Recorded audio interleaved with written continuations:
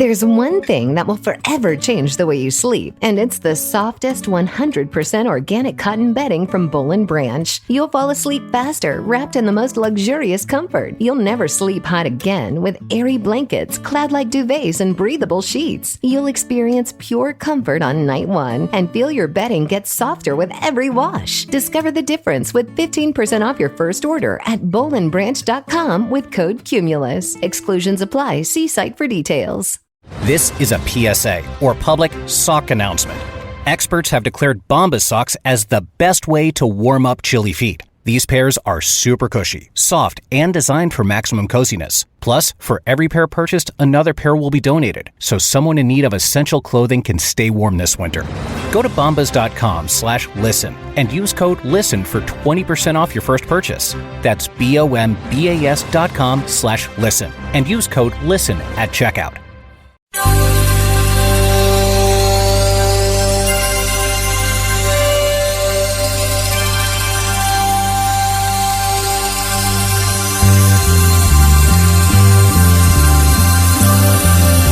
It's the Bob and Tom Show.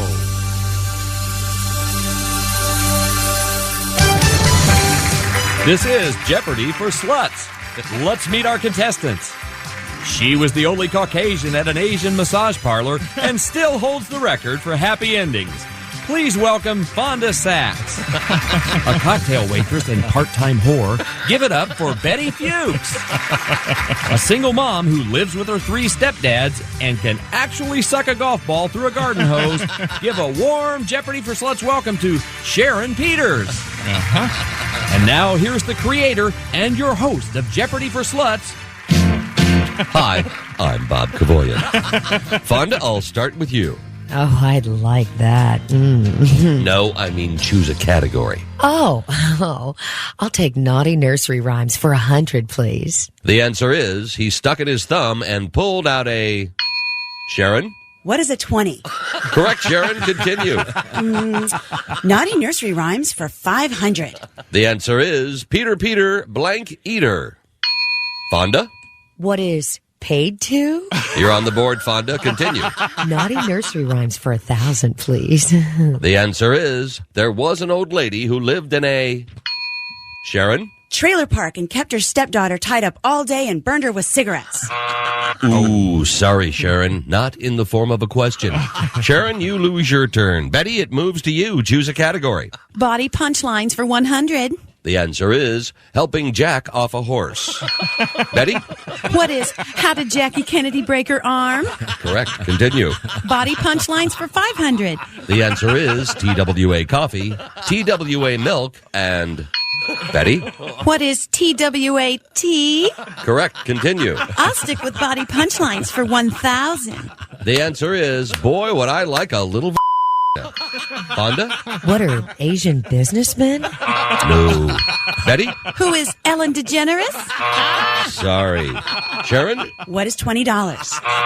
Incorrect. I mean, what is $20 just like downtown? Ladies, the correct answer is, boy, I sure would like a little... So would I, because mine's as big as a hat. Big as a hat. Let's pause for a moment and review our scores. Betty, you're on top. Just the way I like it. With minus 400. Fonda is right on Betty's tail with minus 500, breathing down Betty's neck. Just the way I like it. And excuse me while I step behind the podium.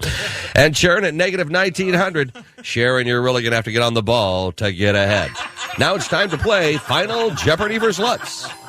Final Jeopardy for Sluts is famous quotes. The answer is give me liberty or give me blank. We'll start with Sharon. What is $20? Incorrect, Sharon. Fonda? What is dinner? Sorry, Fonda. So sorry. Betty is in the lead, and she answered... What is head? Head is correct. That, of course, from the porno classic, The Midnight Ride of Paula's Rear, starring that great star, Greg Holbanger. So, Betty, that makes you our new Jeopardy for Sluts champion. Until next time, I'm Bob Kavoyan. All contestants on Jeopardy for Sluts receive a private photo shoot, courtesy of Bob Kavoyan Show Your Pink Photo Studios. Mr. Kavoyan's wardrobe, courtesy of Dress Left, Dress Low of Beverly Hills. All contestants stay at Bob Kaboyan's house in Studio City. This has been Jeopardy for Sluts. Hey, we're back. We're live. We're bad. I mean, not like bad, good. We're not very good. It's very confusing. Yeah. Hey, it's the Bob and Tom Show. Christy evidently still on vacation. Good for her. Yeah, I guess. Oh, how did I know you'd have that? I'm just saying. I'm surprised you remember how to turn on the controls. Stick it to the man, What right, have you been in here, 4 days in the last month? Boy, oh boy. Not going to lie, it's been not bad. I believe Christy is celebrating the hottest temperature in the history of France right now. Oh, really? I think they're going to have a world record today. So, Jess Galsman joins us for Christy. Hello. There's Josh Arnold. Cheers. Son of a gun. There's Ace Cosby. Hey. There's Willie Griswold. Chick, sir. I'm Chick McGee. And guest today, Reno Collier. And gentleman to be named later. I don't want to bum anybody out right away. the Warren Report with Greg Warren. Good morning. It's great to be back. Nice to see you. See you. I'm trying to find out where. Oh, here we go. Mr. Godwin is going to be at McCurdy's Comedy Theater in Sarasota, Florida this week. All right. So he's heading down there. He's got a big week in Florida. So it takes him 3 days to get down there, huh? I was wondering where he was. Well, he's got to get down there for the humidity. Yeah. The humidity festival. I don't know if you heard about it. But, Can't possibly be here. no, we don't have the story about the poor old lady in the gator, do we? Oh, geez. I sent you that as a joke. And here we are talking about it. But it's a true story? Oh, yeah. Oh, yeah. Oh, no. Oh, yeah. Yeah, I don't know why anyone is shocked that there are alligators in the waters of Florida. She fell in the pond and... so it wasn't like a swimming thing? She fell in and then was attacked? Right. And right at the end of the story, it said they still don't know what the cause of death was. What? Oh, well... Being eaten by an alligator, I think. Drowning or being eaten by. That's so dark. Yeah. A mixture of both, I'd say. You probably inhale a fatal amount of water while you're being twisted about. Well, they do the death roll, right? They they grab you and roll. Go deep into the water, man. Gotta be a tough way to go. You know, alligators breathe air. They don't breathe. They don't have gills. He's right. Yeah. Handy to know. So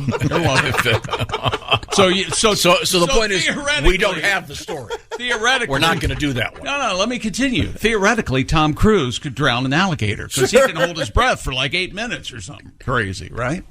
Oh, really? Yeah. Oh, yeah. I didn't know that. He's a very disciplined man. Shut up. Look it up. Don't look at me like I'm saying he's from Mars. Tom Cruise? Do you get that actor? ability at level 4? Yeah, Tom Cruise can hold his breath for, I'm going to say, 6 minutes or 8 minutes. It's a crazy amount of time. Go ahead, look Is it that up. one of his hobbies? How do you... Apparently back in the day, Nicole Kidman had some odor issues. And he really learned. Who hasn't been there? That's right. Oh, yeah. Now, you don't mean with Nicole Kidman. You mean... Oh, no. He's talking about the time Nicole's the a very fine actress. The circus came to town. Okay, let's see now. He does all his own stunts, and that evidently came out of that. Okay. Great. So your point again is what? That old lady's dead.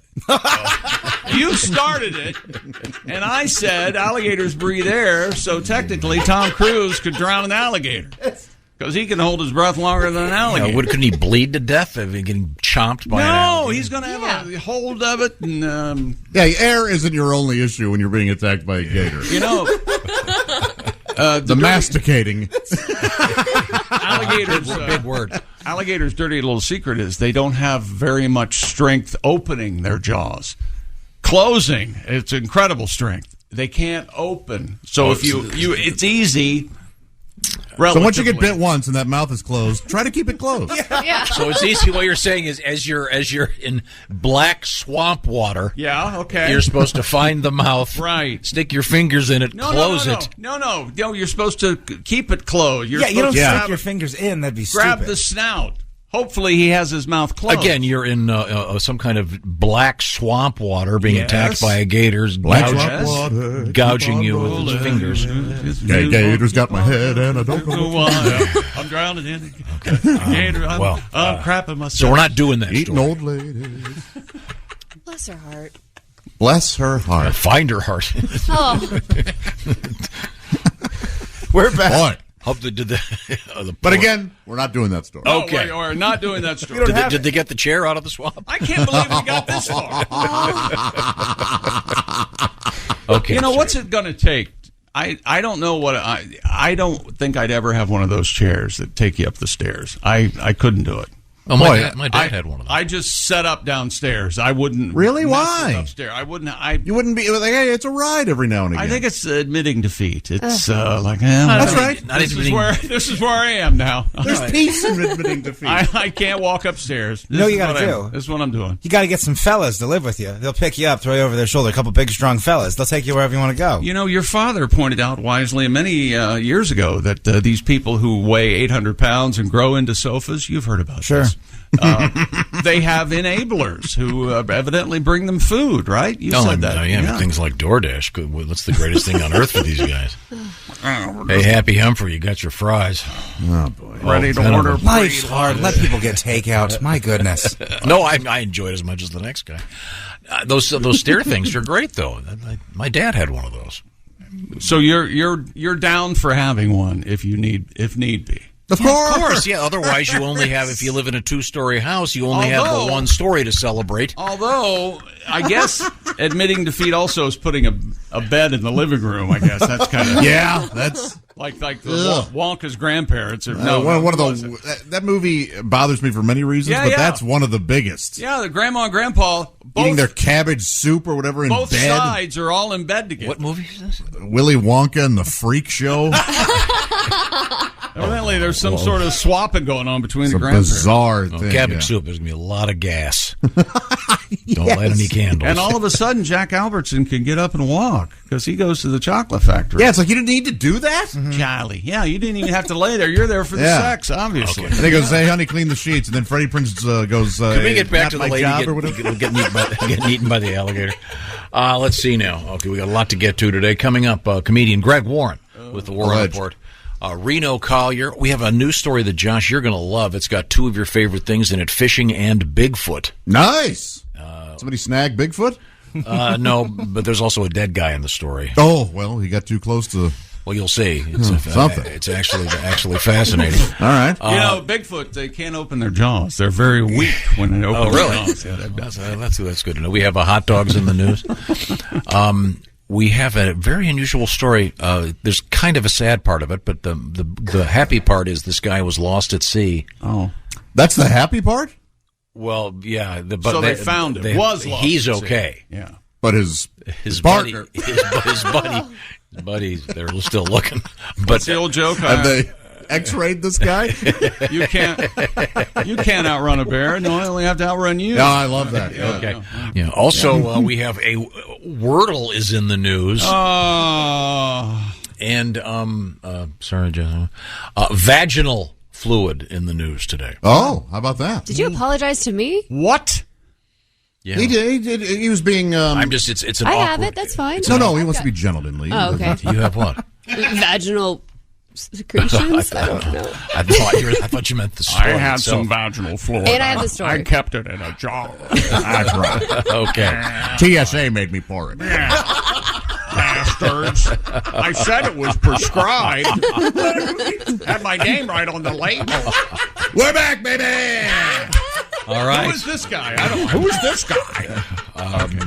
She was on at the Atlanta airport. Don't know why. Oh. When we come back. Oh, you have no idea how many times I got arrested. Oh, never mind. This is the Bob and Tom Show. Hey, welcome back to the Bob and Tom Show. Jessica Alsman in for Christy Lee. Hello. There's Josh Arnold at the sidekick chair. Chick. As expected, Pat Godwin not here. There's Ace Cosby manning the track phone hotline hot phone. There's Willie Griswold. Yo. Wearing the Go Bananas t-shirt. Go Bananas, baby. Rocking that. I'm Chick McGee, and here's Tom Griswold. Thank you very much, Chick. I have not found any more information about Tom Cruise's ability to wrestle alligators. Well, I think that's a chick's contention because apparently Tom Cruise can hold his breath for quite a while. Yes, because what I realized during the conversation is alligators don't have gills; they breathe air. So, ergo, Tom Cruise can hold his breath crazy long. So, you could make the assumption that Tom Cruise could drown an alligator. Yes, you could. You could hold him up. I think you can make the assumption Tom Cruise has gills. But evidently, remember the gills in Waterworld? Remember that? The vaginal light. Yeah, the air behind his ears. Boy, very weird. It looked like two vaginas. Did it. Oh, boy. The labia majora. Oh, you can hear out of those, huh? Now, do you remember this? Well, not when you do that. I just saw this story. No, we unfortunately... So we're not doing the story about the old lady who fell into a pond in Florida and got eaten by an alligator. No. However, there's more to the Tom Cruise story. Yes, he can hold his breath for over 6 minutes. Wow, man. He learned how to do it the first Mission Impossible, I guess. He started and he kind of got into it. But Kate Winslet. What? I don't know. She has the record for actors or actresses holding their breath 7 minutes and 14 seconds. Well, then it should have been her in the water and Leo on the door. So, yeah. That's an easy sign. Yes. What happened? Not only was there room on the door, but she can hold her breath. I mean, Leo died above water, though, technically. Yes, he did it really freeze, essentially, and sink then. But Winslet said, God, it's just wonderful. Your mind completely drifts off while you're holding your breath. Oh, I bet it's very euphoric. You can't think about anything. You can't make lists in your head. You're just looking at the bubbles underneath you. Oh, she must be. Is she all right? She's fine. What? Does she need a wellness check? Kate went on, it was brilliant, and I was very proud of myself, and I'll probably never be able to do it again. What'd she do it for? What was the occasion that you're holding your breath for? Why do you have to ask why all of a sudden? I think in this case it's a fair question. I'm sure it's a movie. Had to have been a movie. Titanic? No, probably something else. Mayor of East. Yeah. Something more She's water done more related than than those two. I would have rather watched her hold her breath and watch that piece of crap. Oh, I loved again. that. It was a great show. No, it wasn't. Mayor of. Oh, it's great. I like to watch her vape in that. That was fun. Oh, yeah? You like that, huh? It's fun to watch Kate Winslet vape. How old was the old lady that fell in the pond and got eaten? I'm going to have to look it up. Like 80, I think. Boy. Yeah. You think your gator was like, ooh, this is a little stale? No. What is it? The older the berry, the sweeter the juice? Something like that? I don't know about that. Tender. It's like slow cooked. Or jerky. Okay, let me see if Why I don't can they find have But apologies to her family. We hope everybody. Here's. I go to my email. Headline: Elderly woman in Florida dies after falling into pond and being grabbed by two alligators. Two. This is from CNN. And what's the source on this? Oh, it's Chick McGee sent it to me. Two alligators. That's like a wishbone thing. Thank you very much. This is just awful. Yeah, that's real bad. This is in Sarasota County, Florida. Which reminds me, Pat Godwin will be at McCurdy's Comedy Theater. Son of a... Coming up this weekend. So, hey, if you know this lady, go see Pat. Get a laugh. You're going to need it. I mean, you're not having a funeral, right? You didn't find her. Well, there's nothing left to bury, I would think. Yeah. She was at the. She was walking along. That's what the alligator. Don't look at me.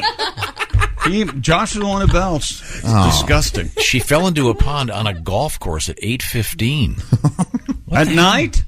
What's she doing on a golf course at 8:15? Don't blame this lady. Maybe she was working on her swing. Oh, this gets even worse. She, quote, struggled to stay afloat as the two alligators grabbed her while she was in the water. Well, of course she struggled to stay afloat. Here's the thing. No one would have known that the story said that had you not. People can't see in here. They only listen unless you're watching video, which makes you a weirdo. Okay? I mean, this just goes to my the thing I've been saying for years. Ladies shouldn't play golf. Shut your mouth. Things like this wouldn't happen. Here. I wonder if she was playing or just Get walking in there on. and make me a pie. You're not golfing. One of the alligators was over almost 9 feet. The other was almost 8 feet. Oh, sounds like a training session. Who saw this happen? Maybe someone pushed her. What? I don't know about that. For the insurance money. Mm-hmm. Well, who knows? In any event. I think at 80 you can just wait it out. We'll be mine soon. Here we go. Now, this is an interesting headline. Georgia man jumps into alligator-infested pond to escape arrest. A Georgia man fleeing from police jumped into an alligator-infested pond to escape arrest, according to this news account from WSB-TV. We are on your side. It's Atlanta, right? I think SBT. Yeah. It reports. This is from Chatham County. They are pursuing Billy Sloan following an alleged crime spree. That is just a folk song waiting to happen. Yeah. He jumped into a pond at a golf course. This here is the ballad of Billy Sloan. Not knowing it was inhabited by alligators. He liked being alone. One of the reptiles swam toward the 29-year-old and started to circle him. Oh. I assume that's bad. Authorities were able to scare off the gators by having a helicopter hover over the water. Sure. But rather than get out of the water, Sloan began an hour-long standoff with police from the middle of the pond. This is where I say to the alligator, the helicopter guy, hey, go ahead. Yeah. Right. Billy's going to be lunch here. Hey, save that fuel, all right? Yeah. I know how much you love practical jokes, and you deny that you do, but have you seen the alligator head that's remote control that you can put it in the water? I have one of those. All it is a head. Yeah. Yeah, I took it to the Lake of the Ozarks. And it floats around. And yeah, you can control it. It swims up to people. Oh, my God. You talk about an aqua dump. They call it the heart attack starter. Yeah. This guy, by the way, was finally arrested, faces charges of receiving stolen property, theft, burglary, criminal trespass, but risking life and limb. Mostly limb, by the way. Wow. Well, yeah, he had no leverage. No leverage. When he was floating around in that pond with the... I'm not coming out. Fine with us, Bill. Yeah, why? Unbelievable. Yeah, you got enough problems. You don't want to give the gator home field. I mean... Hey, Johnson, put the handcuffs away. We're probably not going to need those. Yeah. Well, think about it. What are we going to put them around? Okay. Elsewhere in sports? I'm sorry. What else was going on in sports? Cameron Smith is the British Open champion. The Australian and his magical putter, they say, stormed from behind at St. Andrews to overcome Rory McIlroy, who has the best accent. Have you heard of Rory talk? It's beautiful. Well, Cam's is pretty good. I don't like Australians. And have you seen a picture of him? He looks like Joe Dirt. He looks like he does. He's out there partying. He won the British Open for his first major, and they asked him, you get a jug. Now, once again, Willie, your father was on this early. And Cam looks like he plays the jug. Here's what you need. When you win an award, you get like a trophy. You don't get like a plate. I think those are very nice. Or something like the classy ones, like America's Cup. Well, this is a claret jug, whatever the hell that is. Okay. Well, there's the old brown jug and the ain't what she used to be. Football rivalry. The old brown jug ain't what she used to be. But I really prefer the cups to the trophies to the plates. What are you going to do with that? Here's a plate. Do you think Billie Jean King or anybody who won Wimbledon eats off their plates? I hope so. Yeah, eat eggs off that thing. Yeah, chicken wings. That'd be nice, right? Why not? Kind of show-offy, really. And I bet Billie Jean King ate more than eggs. She ate the ears from that other story. Somebody had a hold of her. Inspirational woman. Hey, here's Cam Smith. They asked him, they talked to him after the golf tournament. He's very happy. I'm lost for words. Well, perhaps you can tell us how you're going to celebrate tonight with the claret jug. I'm definitely going to find out how many beers fit in this thing, that's for sure. It's a disgrace what these men do. Good Lord. This is golf. It's life and death. Gentleman's sport. He's a hell of a duffer, isn't he? He's not only that, but he's a great golfer. And he saved par on the road hole at 17, and he finished with two putts from 80 feet for birdie and a 64. Pat Godwin will be getting a little road hole this week. Sarasota. Yeah, that's right. Go on. And so he'll be at McCurdy's Comedy Theater in Sarasota. And, of course, you can hitchhiking there. You can catch the funeral of the dead Gator lady and then go see Pat starting, what day is today? How far is where the Gator lady and Sarasota? Do we know? Can we get an eyeball on that? It's going to take some time. You'll have to. Can we put it up on the board? Call an Uber. Okay. The 64 is the lowest final round ever by a winner at St. Andrews. And Smith matched the major championship score to par at 20 under. That's amazing. And then there's so many. There were 19, 18. 17. 16. You got your 15s in there, Tom. My gosh, they went down to 14. Is that it? Oh, no. And Tiger didn't make the cut. You heard about that, huh? No, he was at 8 or so. I don't know. Yeah, 8 over. Yeah, he was over. You're like a 1, 2, 3, Yeah, 4, 5. They use numbers. Is what Yeah. It's a wild And they don't thing. say even over. They say level. Level. Not minus, not plus. Level. It's level. Level. Yes, level. There's the equalizer. That's a tie. I always forget how brown that course is, though. Oh, and there are no. Where are the trees? Oh, it's all right there. It's just ridiculous. Yeah, but it's awesome. It's an awesome course. Looks impossible. So many hills and mounds and stuff. Haunted. That's why a lot of people had 1s, 2s. I mean, because of all the stuff there. Yeah. They're tough to play. Yeah. Yeah, 7s. What else was there? 8s, I think. Okay. Oh, we have one. Clay Thompson went over there and watched the competition, and he was excited for Cam Smith. Holy cannoli! This is crazy. Yeah. Oh, congratulations, Cam. Very good. Very good. Major League Baseball, Tom, you're going to like this story, is considering a pitch clock for next year along with shift limits. What? When they shifting the outfield, the infield, just to accommodate certain batters, like if you hit the right field. So they're not limiting the time; they're limiting the amount of time. Shift limits. I'm not sure what that means. Larger bases. Now this is interesting. They're going to make the bases 6 feet by 6 feet. Now wait a second. So that's going to increase your stolen bases. Yeah, that sure will. If you're starting to 6 feet closer, 3 feet closer. You're never going to miss that. You do 3 feet closer and then 3 feet closer. Chick, I heard they're going to make them those Dance Dance Revolution machines you see at the arcade. I like and then that. while they're on base, they got to do. I like this idea. Hey, that's not bad. Yeah, it's going to be different. Only in the American League, though. And remember, extra innings, they still have a guy starting at second. Why stop there? Just put a lawn chair where the umpire is and have that be the strike zone like we did when we were kids. I tell you what, there are a lot of players these days that would prefer that. They had the clock experiment in the minor leagues. Everyone there, of course, under 18. Thank you. They cut the average time for the minor league games this year with the pitch clock to 2:37 from 3 hours and 4 minutes. So that's quite a savings of right around that's 63. That's 6,300 minutes. 26. Average time for a 9-inning Major League Baseball game increased to 2:43 in 2003 to 3 hours and 13 minutes in 2020. It's like Paul Thomas Anderson numbers. 3 hours. Who's got that kind of time? I know you don't. I'm right in the middle of rereading Ball 4 by Jim Bouton. Oh, dude, the books he's reading right now are so boring. It's insane. I've got to read that one. Oh, Ball 4 is great. There's a scene where Mickey Mantle's heading the crew of beaver shooters. Oh, really? Oh, yeah. Do they call it beaver shooters Yeah, in the they book? call it beaver shooting, yeah. Chick, you know what happened on break? He was talking about the books he was reading, and he goes, yeah, I was reading this book about baseball, and then he starts talking about the scene in a World War II book, and I go, this isn't the same book? And he goes, I read like 5 books at a time. Like he's Ben Franklin or something.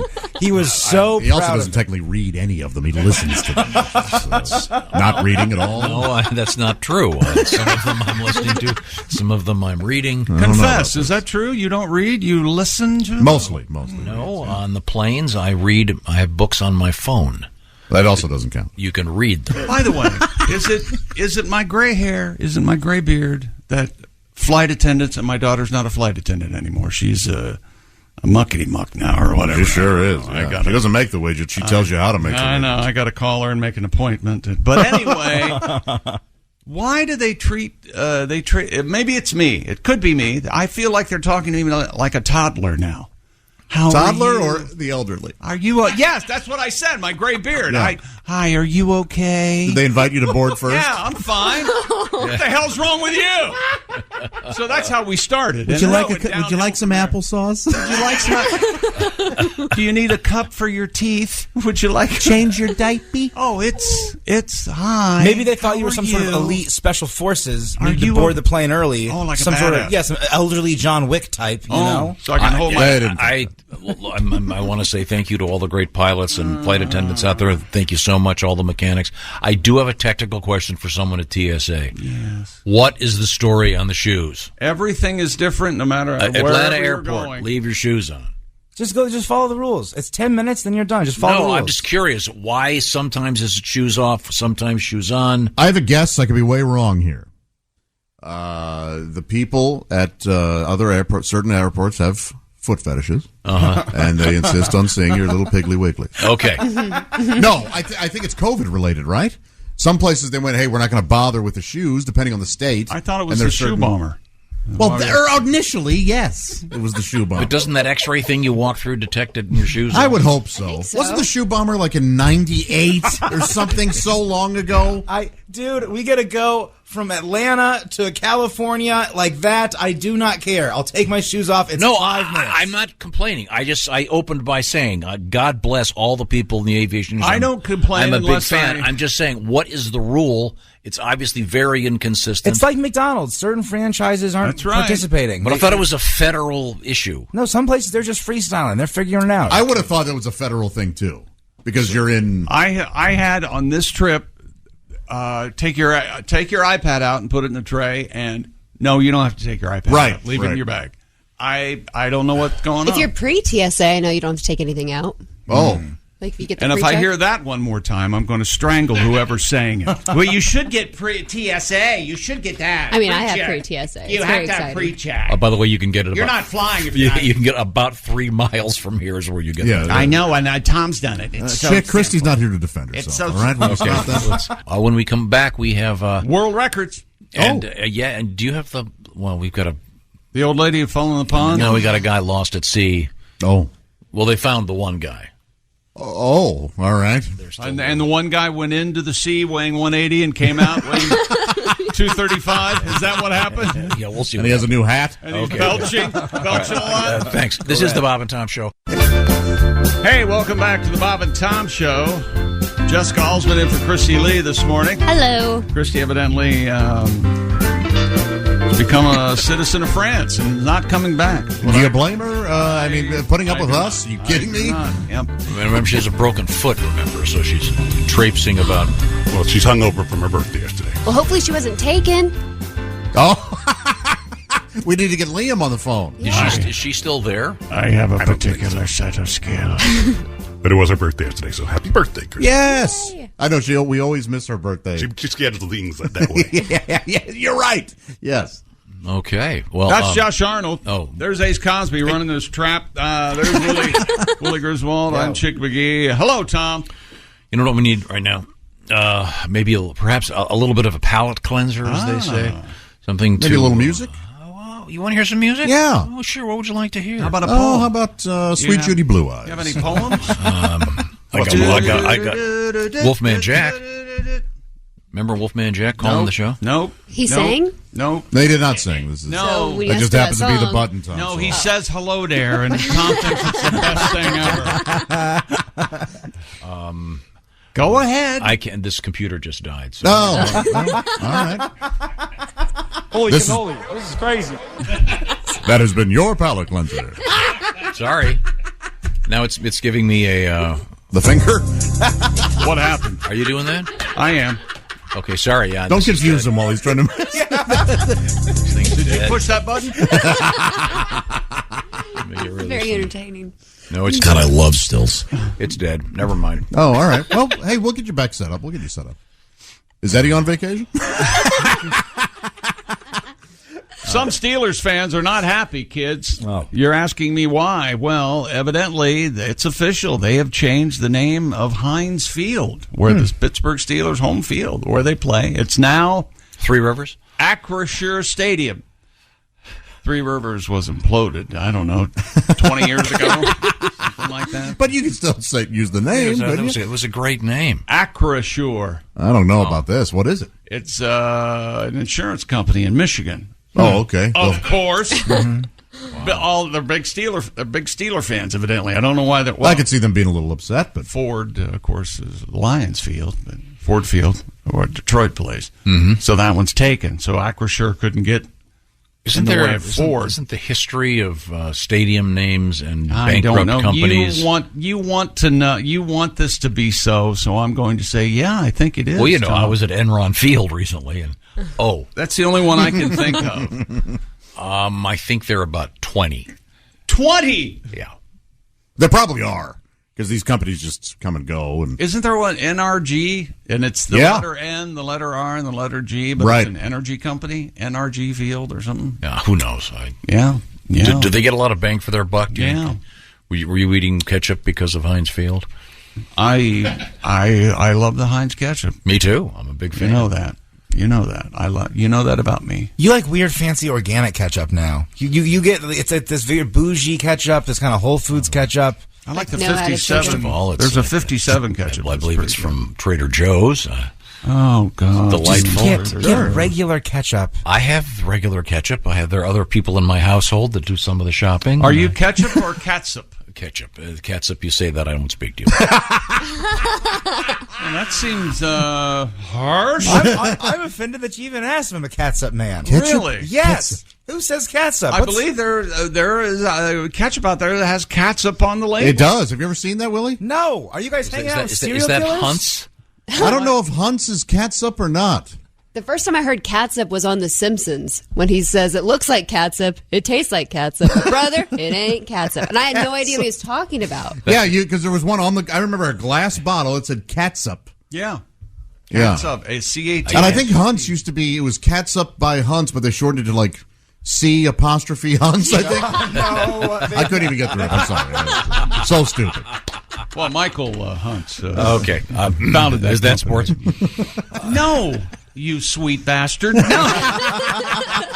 It's not. We have world records, don't we? The Wisconsin State Water Ski Show Championships, Tom. I thought you'd be into that. I love this stuff. The largest and longest running water ski show tournament in the world. Wow. The Wisconsin Rapids Aqua Skiers. Of course, aqua meaning water. And skiers. They are hosts since the tournament started. It's a full 4 days long and features 24 of Wisconsin's best water ski show teams and 72 individual competitors, all vying for a state title. It starts July 21st through the 24th. It'll be fun. At Red Sands Beach on Lake Wazeecha in Wisconsin Rapids. That's what I'd rather do than go see Pat Godwin anywhere. I want to go see the water ski champion. Well, Pat's in Sarasota. Once again, the first show that Pat's doing at McCurdy's Comedy Club in Sarasota this week is coming up on the 21st. Oh. Right after the funeral of that lady who got eaten by the gators. There's not a parking lot by a pond, is there? Like in Sarasota at that comedy club? Oh, you're worried about Pat? Yeah. His luck. He'll be chomped on by a gator. We'll go to reverse out and just end up in the pond. Why is he there now? If he doesn't start till Thursday? Can you illuminate that for me? he's taking his son to Disney World. Oh, how nice. That's great. Huh. So he's still on vacation then, I guess. Well, good for him. One could say. Yeah. Will he be back next Monday? I assume so. I don't know. I don't know if he's pulling a Christy Lee. I don't know. Yeah, what the hell's Christy's deal? I'm glad taking another day off is now known as a Christy Lee. One day. You're sitting pretty over there. I had a disease. You got a disease, all right. Laziness. But thank goodness that's gone, because I'll be in Des Moines this weekend. Oh, rock and roll, man. Is that right? Yeah, Pat's not even here, and you're plugging him. You can plug me. You're looking right at me. Yeah, I have shows with Sir Hugh. Can we plug those? Dev meaning the, and Moine meaning Moine. It's the Funny Bone in Des Moines. Coming up Friday and Saturday. Well, it's the not so funny bone this weekend. Uh-oh. Zoom, bang, boom. With Jeff Oskey, your opening act. Have you seen Oskey? I haven't seen Oskey. Well, I saw Oskey Friday. We did a little fishing. It's going to be funny if Jeff makes it. Has something happened since? He was he was showing off apparently to some kid in a Sea-Doo. Now I was here when he told us the story. I didn't hear anything about showing off. I didn't hear anything. You're not telling the truth right now. he apparently got on a Sea-Doo. Okay. What's the technical? What's the generic term for a personal Sea-Doo? watercraft? Mm-hmm. Well, that sounds like a life jacket. He was on a Sea-Doo, Yeah. And apparently he flipped it while showing some kid, and he broke a bunch of ribs, so he's walking around limping. Oh, did he really? Yeah. Oh, the poor guy. What? Why is he here? What? You can't really do much for broken ribs, but You be in could probably lay pain. down, right? It reminds me of Tom told me he couldn't have the day off. Willie and I were on this really cool boat tour, and we came upon a pod of porpoises, of dolphins. Really? They're beautiful animals. Are you going to do the joke? Yeah, you remember what I said? Of course. Oh, here I thought we were going to hear a real conversation. I was explaining to my little girls, Look, this is called a. We're in the middle of nowhere. I think this might be your audience, your little girls. And this is called a pod of porpoises. Uh-huh. And then just then, two guys came from out of nowhere and on Sea-Doos. And I said, and this is a douche of Sea-Doos. Did the girls laugh? Sally laughed, and I go, hey, and that wasn't riff. That's prepared material he's doing. Okay. So you don't you think guys on they're jerks on Sea-Doos? No, they're fun. It just when there's this beautiful 8 porpoises out there, and these guys are yeah, kind of annoying. Did it chase them away? Yeah. Oh. Okay. Well, when we come back, we have I'd have harpooned them. Very funny news coming up. Oh, and one for you, Josh. Bigfoot. Yeah. And fishing in the same story when we come back. This is the Bob and Tom Show. Welcome back to the Bob and Tom Show. Christy Lee on vacation. There's Jessica Alsman there. Supposed to be music underneath. Josh Arnold. Don't you dare. It's not his fault. I'm Chick McGee. There's Ace Cosby. I heard it. Manning the track phone hotline. Hot phone. There's Willie Griswold. Where's the music? There's supposed to be music. And there's Tom Griswold. Tommy. Okay, Eddie came in and got my computer back up and running. Oh, good. Thank you, Edward. Yeah, he reset it more or less. He rebooted Whatever he did, thank you. He pushed the button. No, he didn't. He pushed like 18 buttons. He and didn't. He's very good at what he does. He sure is. Mm-hmm. Okay, you couldn't have done it. I bet I could have. I think Chick's one of the more technically savvy people in the... You just... never mind. There were 2 different passwords. The keyboard's way over there by Alsey. This thing, it's only so complicated because you made it that way. No, it's complicated because it's not a Mac. It's some hack, whatever this thing is. Never works. Why do you... Hey, you don't want to buy the hack. I got a Hackbook Amateur once. Not good. Thank you, Willie. That was a beautiful piece of business that I just winged. You know what the worst is? You don't want to write. Don't write comedy on a hack. Oh no! It's just airplane food. That's how I got my act. Could you imagine that? The one thing. Oh, he's still talking. The problem is that the one thing I'm trying to find is it was lost in the shuffle. There, sorry. Tom, may I ask you how your vacation was? Good. Did you do the things you love? Boating, swimming? Yeah, and the interesting thing is, if you've ever flown into... did you get some condescending in? While you the Bahamas? Oh, did he? Well, there were other people there, of course. Sure. No, I had a nice time. But you fly out of this airport called Eleuthera. Oh, yeah, sure. Not the big one. I have one of those in my wiener. Yeah. Oh, it's a urethra, sorry. And if you've ever flown out of Eleuthera, it's sort of like they're evacuating Saigon in April of 75. So, my God. I mean, it is... is that right? Oh, I mean, the airport there is the size of 2 trailers. No kidding. Yeah, well, what do you want? I guess it would be small, wouldn't it? Hartsfield? No, I'm just saying. Leave them alone. You have to. You wait outside. Yeah, the airport's not the problem. You being there is the problem. So you're a lot of outside standing or sitting. We got out there early enough to get a couple chairs. They're only about 10. It's a very primitive. How are you not in a newspaper or on television news every day with the caption "Area Man causes trouble"? How is that not like a constant headline? I'm just saying. Area Man, and it's just a picture. But did you get to relax? Yeah, I kept thinking. There are certain times I kept thinking of the end of the movie Silence of the Lambs. Right. I don't want to give anything away, but there's a scene at the end of that movie in which someone is getting off of a boat or something, and they're walking into this. That's sort of what it was Caribbean. like? Yeah, that's what it's like, getting off the boat, and it was fun. It was a lot of fun. Huh. All right, good. Did you have any laying out in the sun? Get some sun. No, God, no, he doesn't get. But I mean, under an umbrella, of course. It's you. Why would I do that? He looks like... I didn't know if you like to chill. He looks like... You know how baseball coaches dress like the team?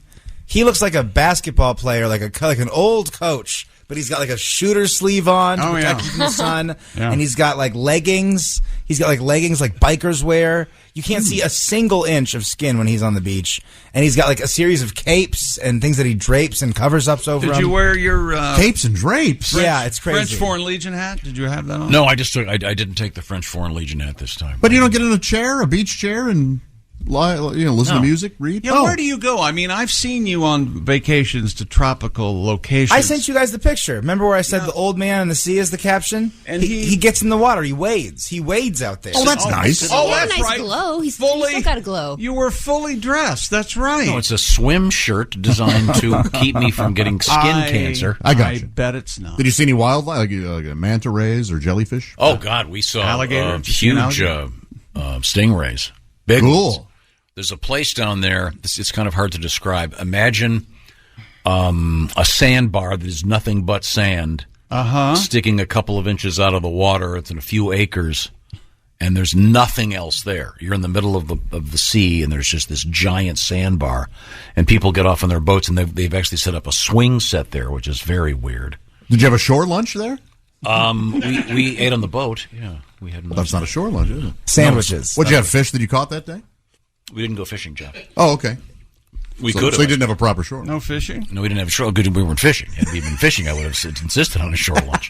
Take this vessel to the shore. We're cooking, right? One of my bucket list items is to enjoy a shore lunch with you somewhere. He would, as soon as you caught this fish is infected with this lake. This is not a pure lake. Oh, we're going to go to a good one. I only eat the best shore lunches are always in Canada. Okay. Just by definition. And you had a shore lunch, right, Chad? You just get a big wad of. I'd never heard the term lard. Shore lunch. Yeah, you get a big wad of lard. Take your fresh fish, lop the heads off, and deep fry them right there at the shore. Wow! I had a pond lunch in Central Park. We had a place called Loeb's Boathouse. How was it? Loeb. Yeah, that's next to Leopold's, isn't it? Yeah, Leopold's is next door. And right. Naturally. Do you get that, Jessica? I don't. And there were Leopold and Loeb, famous mass murderers. 10 million, and the reason they killed somebody is because they were intellectually above everybody. They had like 1 million turtles. For some reason, the turtle population has gone crazy on this pond. Yeah, we saw some sea turtles. They're amazing. Something about Jackie Kennedy, and she liked turtles or something. I thought it's because they're all Teenage the Mutant ones up there, and they're fighting and they're eating pizza. They're doing karate with their friend the rat. But you sit there at your table, you can throw bread into the water, and these hideous-looking carps come up and eat the bread. Throw bread in my pond. Yes. To the poor carp. Let them eat bread. You can imagine how tough a New York City carp is going to be. Oh, man. They eat condoms all the time. The hell you looking at? Oh. It's nothing but Coney Island whitefish. Yeah, they mistake it for something. Ate a condom again last night. They blow them like gum. Too salty. Right. Is that sports? Our waiter's name was Dean, but he goes, no, it's not Dean, it's Dino. Okay. And we go, oh, okay, yeah. See, I would have loved that. I can't imagine you cared for that. No, I did not at all. Chick, you know what I got one time in the city? I go, hey, can I get some ranch with these wings? And she goes, oh, sweetie, we don't have ranch. You're not in the South anymore. And I go, this is why people hate it here. You're the reason. This charm is why people don't like it here. That's exactly right. But we went to a hidden bar. Like a speakeasy? Like a speakeasy. It's an ice cream place up front. It looks just like an ice cream parlor. And they have you can get scoops of ice cream. But if you ask them a certain question and hit a button, then you get to go into the bar. Cool. And, it's called the UES, Upper East Side. Was the bar crowded? It got to be crowded by the time we left. Oh, that's fun, man. Yeah, it was really very, very, very, very cool. Kind of a secret room. Very secret room. Okay, good. Yes, good. Ice cream drinks, cream de mint. Okay, sounds good. Now, could we get back to sports? Do we have anything interesting over there? I've often wondered that myself. Stupid. Jesus.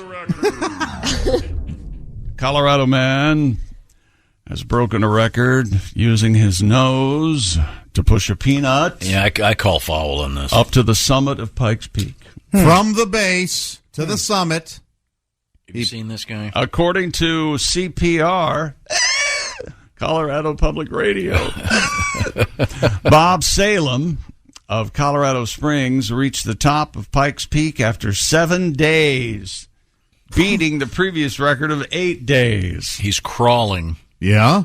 Up Pikes Peak. He's 53 years old. He's wearing, I think it's one of those masks you wear at See, night. this... It's like a sleep apnea mask? Like a sleep apnea mask with like a spatula on it. This counterfeits the whole thing. Use your nose. That's not his nose. No. But I mean, even if it was his nose, this is... Is he going on the road that cars you go to get up? No, look, the video I saw, he was on some steps. Apparently you can walk up. Huh. But still. He's the fourth person to summit the mountain in this fashion. Salem estimates that he used nearly 24 peanuts throughout the week. Well, that's no good either. It wasn't even the same peanut. It's got to be the same peanut. It's got to be one. He lost the peanut a couple times. He said, then you're out. And he's winging it. He takes his face and he kind of jerks his face up, and the peanut flies a few feet, and then he goes to the next. I mean, it's... Wow, you got to have a lot of free time. Yeah, why would you choose to do this? Was he supposed to crawl or just get the peanut up the hill? Didn't matter. No, he had to crawl. He was on his hands and knees, yeah. For the whole thing. If you saw this guy on a hike, you'd think he got some bad mushrooms, right? Yeah, you'd think something. Yeah. Some weirdo crawling on the ground. With a spatula taped to his face? It's not a good look either, by the way. I bet. The thing in his face looks really ridiculous. I guess local squirrels were mildly amused. Yeah, look at this. What a weird thing to do. I've been to the top of Pikes Peak. Have you guys?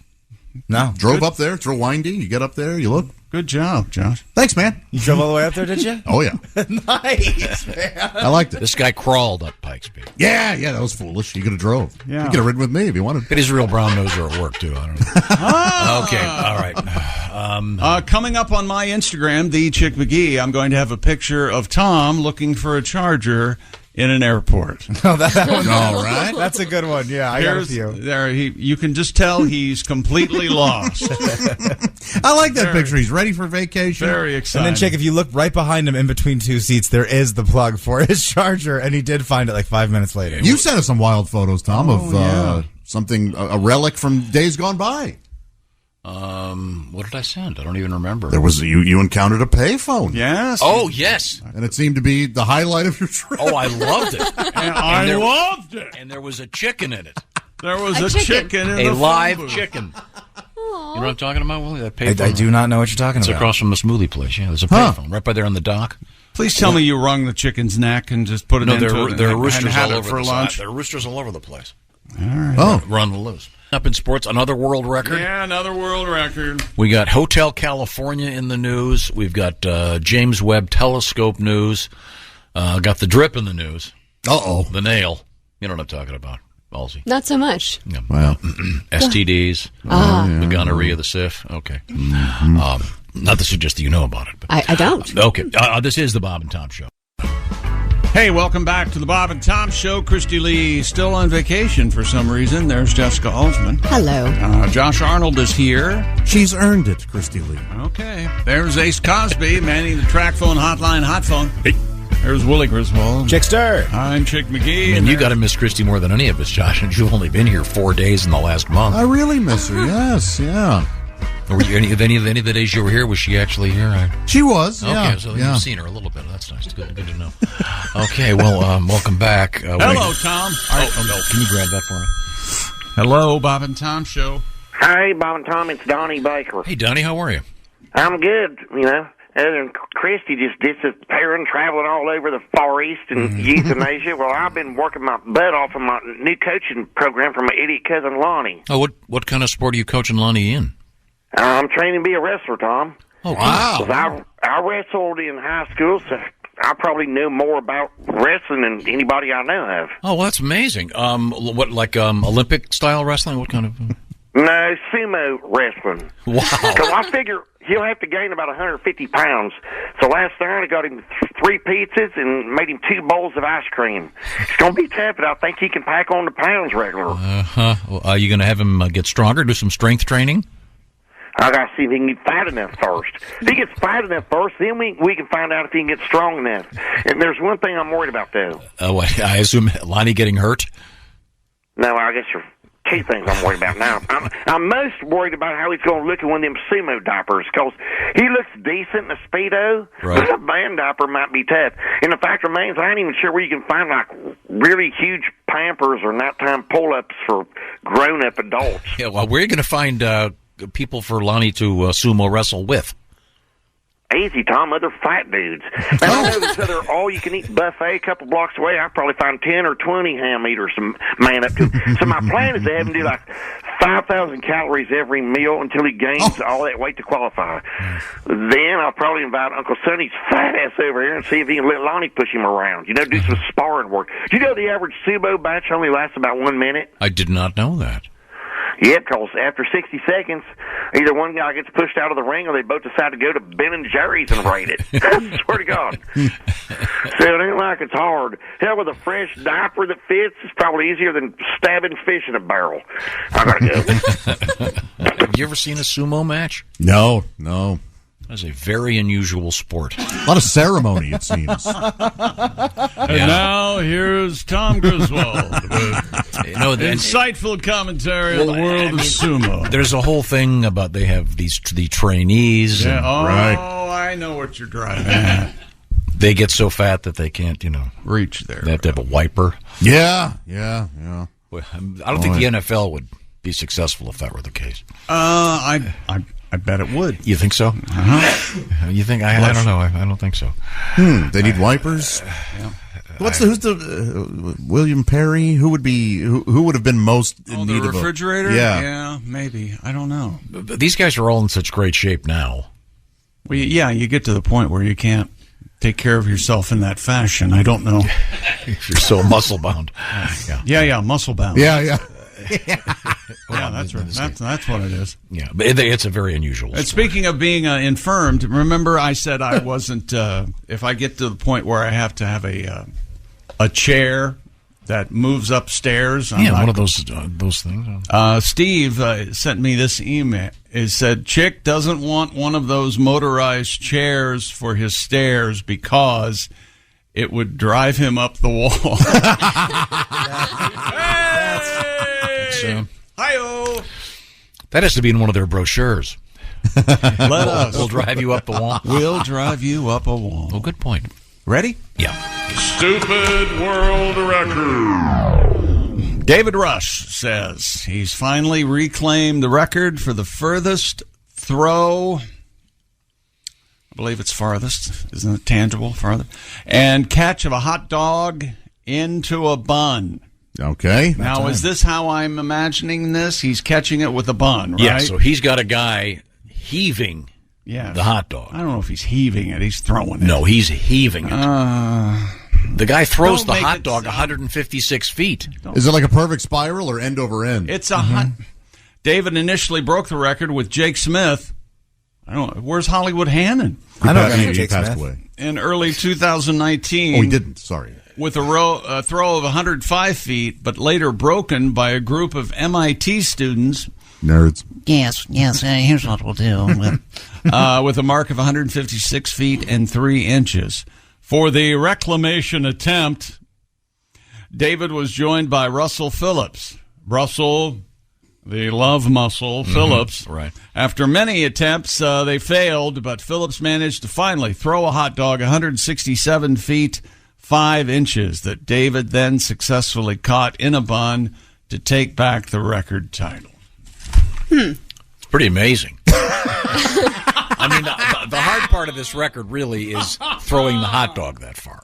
Well, no, catching in a bun would be difficult, I would think. Yeah, but I think the tough part is heaving a hot dog that far. Jake, if you had to guess, how far could you throw a hot dog? Ballpark.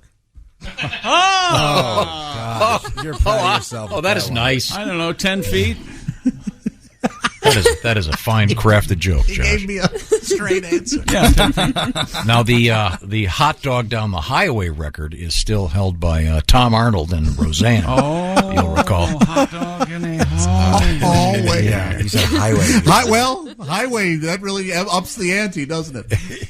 When we talked to... It's like the old joke. Remember we talked to Tom Arnold, and you remember the context of this? Roseanne just said something disparaging about the size of his manhood. Oh, no kidding. And Tom Arnold said, well, even if you land a 747 inside the Grand Canyon, it appears to be small. Something to that effect.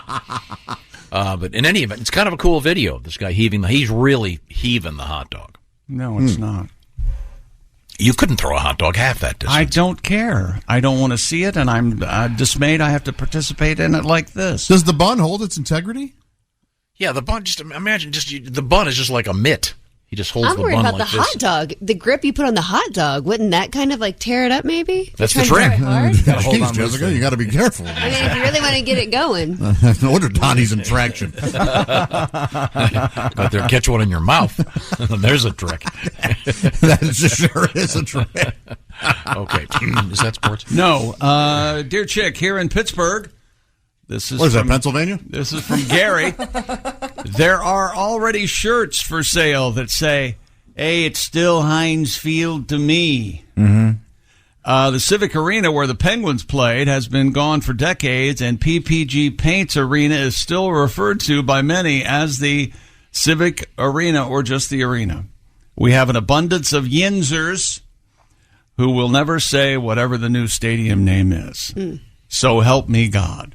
I don't know too much about Pittsburgh. What is a Yinzer exactly? It's like y'all, isn't it? Like Yinzer's in the Berg. Oh, it is. Y'all are in the Okay, Berg. gotcha. Yinzer, they take the buggy over. They call shopping carts buggies, and you go and you fill it up with food at the grocery, and you got your buggy. Isn't that what Yin's having a short the most famous? What's his name told us? Our favorite is it Pittsburghian or is it Pittsburghite? I thought it was Pittsburghers. I think it's Pittsburgh. Is it really Pittsburgh? I think it is Pittsburgh. Well, Detroiters. whatever it is, how about this? We can't stop this burning desire. Here we go again. Donnie Iris. Just a great song. Great song. Could be the best radio song in the history. That is a great radio song. Little Pittsburgh, Mister. No, it's not Strutter by Kiss. Going to say Love is Like a Rock by Donnie. No. I like that one too. Less. Far less. But I still like it. Yeah. Is that the one in the Chick radio Love world? Can Rock You. No. Never Stop You. No. No. Love can't stop. The Yeah, I like lyrics. that. The lyrics don't help. Never stop you. Love is like a rock. It's fun. I want more of Ace talks the lyrics. Just different songs. Talking the hits. You can depend on your doctor. Christ. Well, again, I'll have to come up with the names of all the stadiums that have the companies have gone bust. Okay. There Like are- Enron and Yeah, that's probably the most famous. Oh, here's a bunch of them. oh, Yikes! so like Circuit City Arena. I mean, that could have been. There's a bunch of them. You said 20. Well, I'm looking at them right now. All right. All right, what do we got? Well, I'll have to review later. It's one of these things where you have to scroll. Nowhere near. Okay, yeah. Nowhere near Feet of, 20.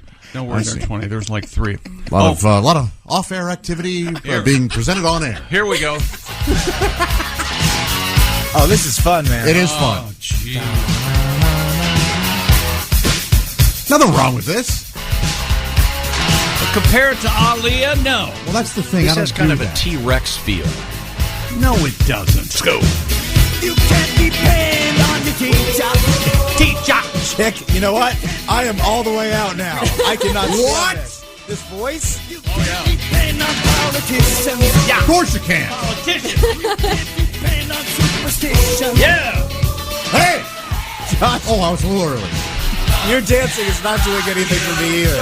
Can't rock you. Don't you worry about how I move my body. Oh, he's tearing it up, Tom. You're missing it. Love is like You weren't off mic enough. I wasn't? No, you weren't. Is that sports? Well, hang on. One more time. Here's Cam Smith, winner of the British Open. I'm lost for words. Well, perhaps you can tell us how you're going to celebrate tonight with the Clara jug. I'm definitely going to find out how many beers fit in this thing, that's for sure. He's a real person. Woo! Who are you mad at? You. Right at the top of the list. That I get. Yeah. That's sports. Wherever you go, whatever you do. Blah, blah, blah.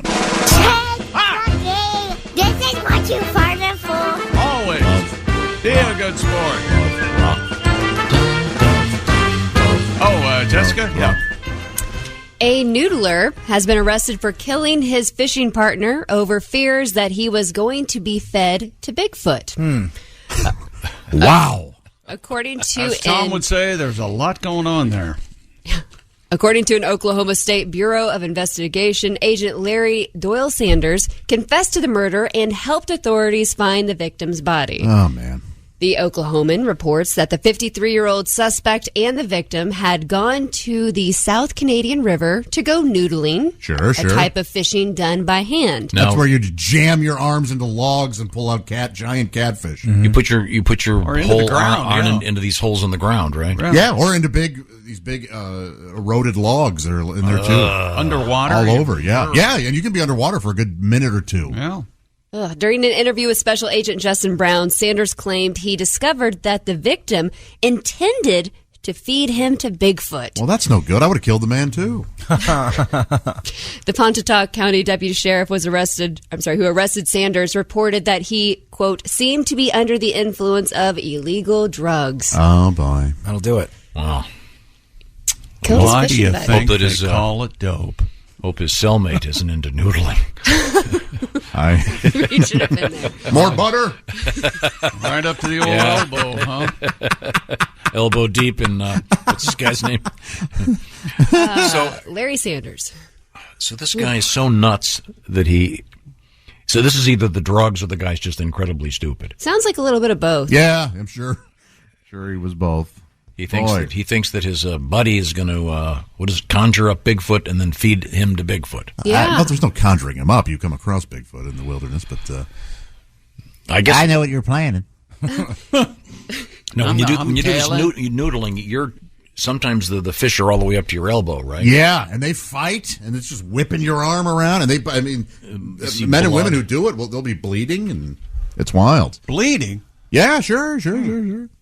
Wow, catfish will bite you. Well, if you've got a big catfish stuck on your arm, you don't have to deal with Bigfoot with your free hand.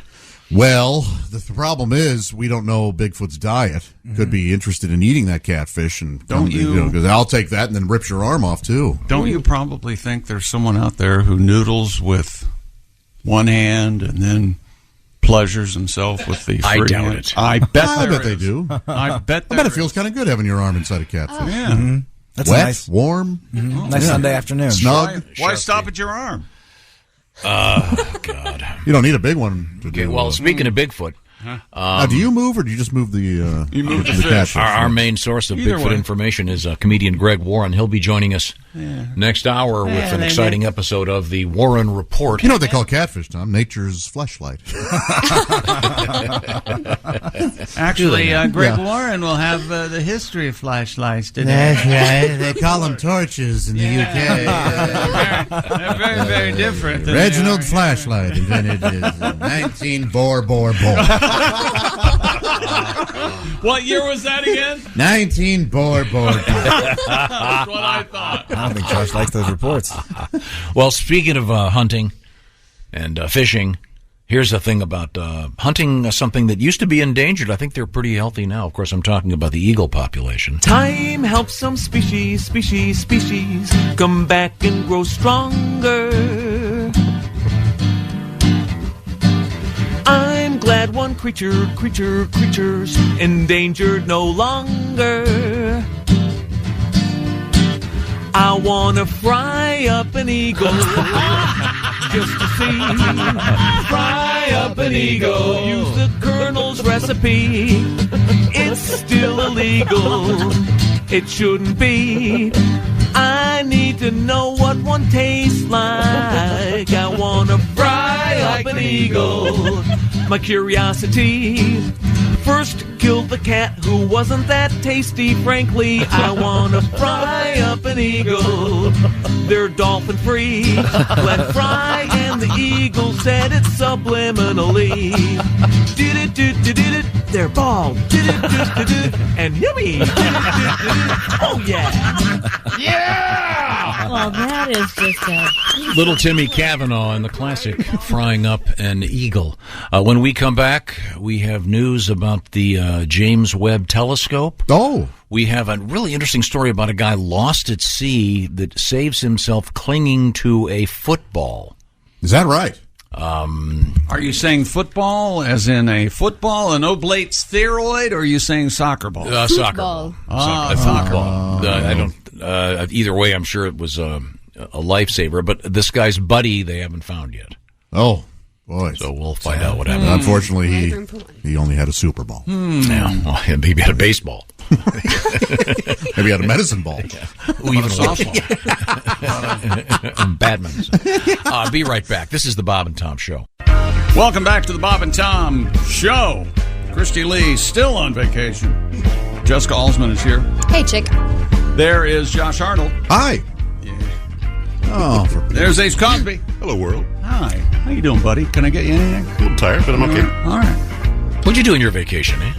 A lot of walking. Spent there most mornings at the park. Whoa. Oh, really? Doing some organizational things in the house. I wonder how that went. You at the park early in the morning. 6 o'clock. Looking for 6 love. o'clock? Yeah. Looking for love at 6 a.m. in a park?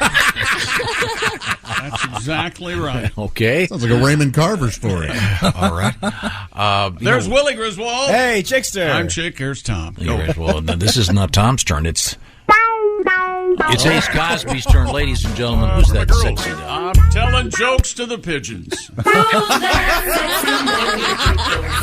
Ace Cosby, here he is with his joke of the day. I remember when my old lady came to me with those big balloons and written on it was, "Will you marry me?" So I popped the question.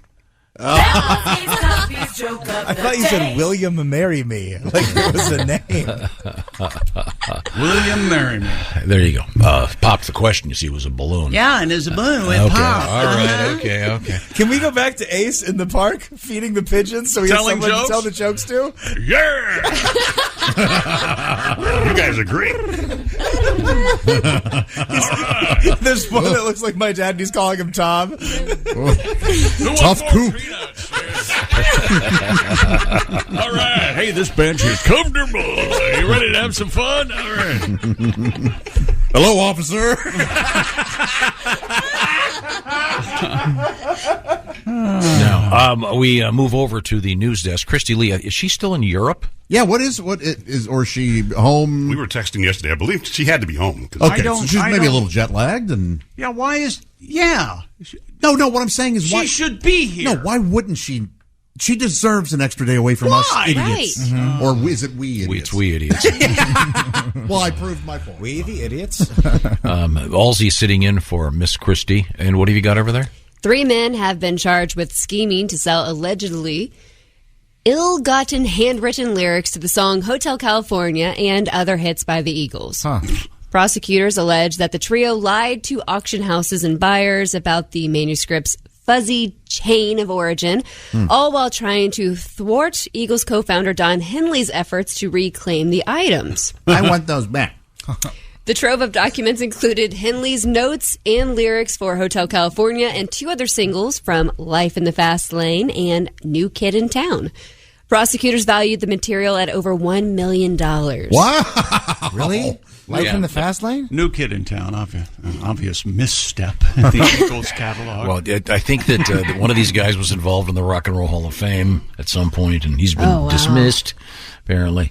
They're, I guess they were working on some book with Henley a long time ago, and these lyrics apparently were allegedly lifted at some point. So they're who knows if these guys are, the picture I saw, these guys were cuffed. Really? Seemed a little harsh. What are you in for? They cuffed him? Yeah. Wow. I don't know. If they're going, you can check out.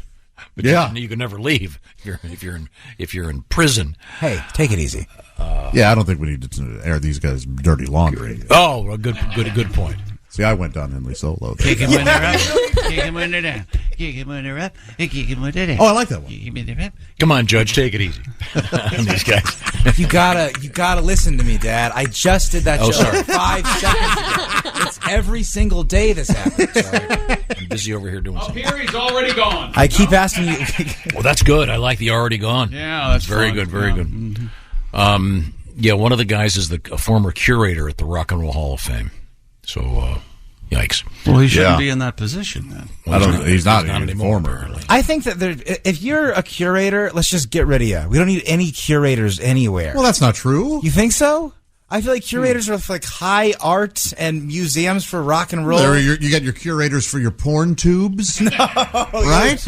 I would love to be a porn curator. Be one of those creeps. Yeah, there you go. Scrolling all day long on those swingers, just seeing what I can. Wow, yeah, that'd be fun. But I bet it would be like. Glad I could change your mind. I bet it wouldn't be fun.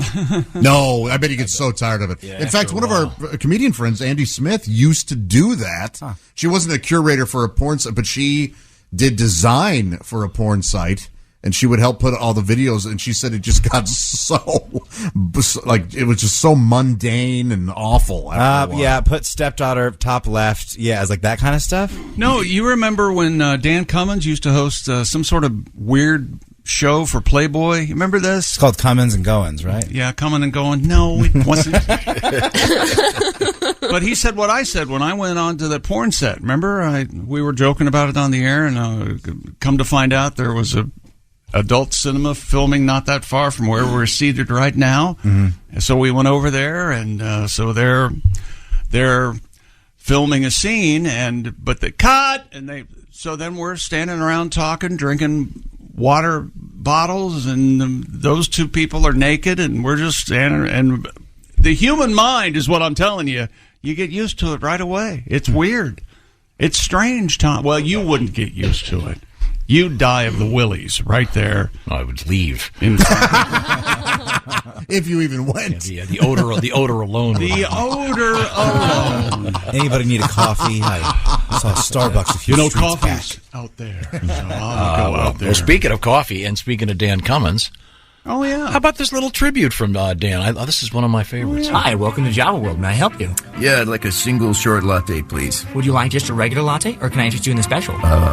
What's the special? Well, the special today is a butterscotch flavor latte for just $2. A regular latte is $2.25. I'll take the special, but hold the butterscotch. Well, if you don't have the butterscotch, then it's just a regular latte. All I'm saying is that my portion of the butterscotch for my special butterscotch latte would be better off left in the bottle with all the other butterscotch. I'm still paying for the butterscotch. I'm just not using the butterscotch. It's like I'm giving it back to you. It's a good deal for you. Sorry, the special price only applies to lattes with butterscotch in it. So I get more for paying less? Yes, it's a special. So if I get like a triple grande low-fat butterscotch latte with whipped sprinkles on ice, how much is that? Like a nickel? Very funny, sir. I don't make the rules. What's wrong with your butterscotch anyway? There's nothing wrong with our butterscotch. There must be something wrong with it if you have to pay people to take it. We're not paying anyone, sir. It's a special.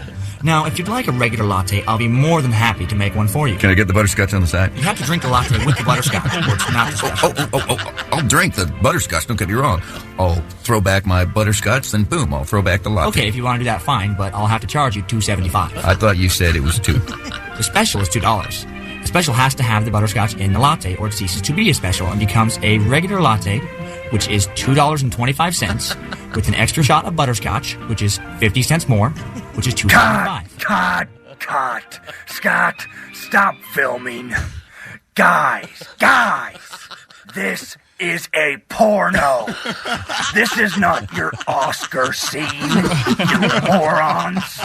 All I'm hiring you for is your cheeks, and that's all I want to see. I don't care about coffee. I don't care about cappuccino, mocha, latte, or squat. Get the hell out of here. Okay, thank you very much. That's a little bit of Dan Cummins and David Crow at the Coffee House. Coming up in the news, we have the latest in perfumes. Well, believe it or not, it involves the lady parts secretions. Apparently, there's a movement afoot. Not afoot, really. Well, we'll find out what I'm talking about when we come back. This is the Bob and Tom Show. Hey, welcome back to the Bob and Tom Show. Jessica Alsman in for Christy Lee. Hello. There's Josh Arnold at the sidekick chair. Hey, chick. There's Ace Cosby. Hello. Manning the track phone hotline, hot phone. There's Willie Griswold. Good morning. Playing the air drums. I'm Chick McGee, and here's Tom Griswold. Update on your story, Chick. Yes. Elderly woman killed by gators after falling into country club pond. This isn't funny. Oh boy, no, he's not saying it's funny. We're talking. Or is this seriously about this? Be careful. Wow, it's dangerous out there. This gets worse. What? There was one sentence in there that was especially sad. Yeah, the part about struggling to get out of the pond. Yes. Well, wouldn't you? She broke the surface once or twice. And Help! She probably yelled, or this hurts, maybe. Or is there nothing else to talk about? No, a chick brought it up. I was just trying. Yeah, seriously. I sent it to you in confidence. There's an investigation. I can't believe I'm dying this way. She yelled at once. Yeah, it wasn't cool. It was awful. I'm sorry. Can we get the story about the guy who's a happy story? A guy survives a lost at sea thing. You sure can, Tom. A tourist has survived being swept out to sea by clinging onto a small soccer ball for 18 hours. According to Metro UK, the man named Ivan from North Macedonia had been caught in powerful currents off the coast of Maiti Beach in Greece. A partially inflated child soccer ball floated towards him in the ocean, and he survived by clinging onto it until rescuers spotted him. Serendipitous that this thing floated by. And by the way, it was a soccer ball, so he couldn't use his hands. Oh, that's tough, yeah. They had to keep coming up for air. Really? Man, that's silly. It was partially deflated. They think it belonged to Tom Brady. Oh, my gosh. Back to that. Ladies and gentlemen, what year was that? Hey, listen, the facts are facts. 07, 08. Ivan's friend Martin Jovanovski, who was also swept out to sea at the same time. Wait a minute. Ivan's friend still remains missing. Ooh. After Ivan's story was covered by Greek media, a woman came forward claiming she recognized the ball as her toy her son had lost 10 days before the tourist was rescued. And then she said, and he had a hat, too. The classics. Brothers Trifon 11 and Thanos 6 had been playing with their favorite ball on a beach on Lemnos when the sea swept it away. Wait, Thanos, that is... Lemnos. 6 years ago, too. He's 6 years old, so he's totally that Thanos. Death? I don't know. It's yeah. Oh, is that what it is? Lemnos? Thanos. No. Thanos? What? It's Thanos is the guy in the Avengers. He's the bad guy in the big Avengers movie that came out like 7 years ago. Is this a little Avengers baby? I think so. You know, like superhero movies. I don't go to them. I've never. What? Or it's some Greek. No, I mean, but you're right though. This is, amazing that this guy lived by just holding onto this soccer ball. The sea currents pulled it 80 miles away from the island and into Ivan's path. Wow. That's divine intervention, right Open there. water meets Castaway. Yeah? Remember the name of the ball on Castaway? Wilson! Yeah, Wilson. I'm sorry, Wilson. That is really heart-tugging, isn't it? GD volleyball. So this poor guy. So how long was he floating in the ocean? 18 hours. Oh, that's nothing. Like the loneliest game of Marco Polo ever. Marco! Well... No, nothing. It wasn't lonely at first. He had Ivan with him. Oh, yeah. And then the game got lonely. Right. This is dark. Ivan's friend Martin, yeah. Where is Martin? We don't know. It's Probably really, inside really... a shark. Yeah, he didn't have a bobber like his buddy had. Yeah, could you tread water that long? Like, Oh, me? What do you even do in the ocean if you didn't have a ball? Just pray and wiggle your legs, float? Drown. Yeah. Oh. Get very tired very quickly. Ugh. Can you just back float? That's what I'm wondering. Or would it just eventually... Are you blaming this guy? Are you saying this guy would have back floated? He'd still be hanging out? That's right. Oh, my God. Oh, his own fault. Is that... Just use your head a little bit. Stop panicking. Back float. No. So you could go in a pool and just lie there and you float? Yeah, of course. We're all buoyant. I don't think that's how that works. Both ways. What? You can't, actually... You can float endlessly. No, John. Yes, you can. Yeah, with your face down. No, you think your body sinks? It floats. Yeah, What if you get dehydrated? You're full of air. Well, you can drink the seawater. Oh, okay. That's good. The only thing with that is you just got to keep drinking. You just keep I know these things. Thirstier. It was in my book, How to Survive in the Ocean. Okay, well, let's hope they find his buddy. They're not going to. At this point, it doesn't look good. Okay, what else have you got over there?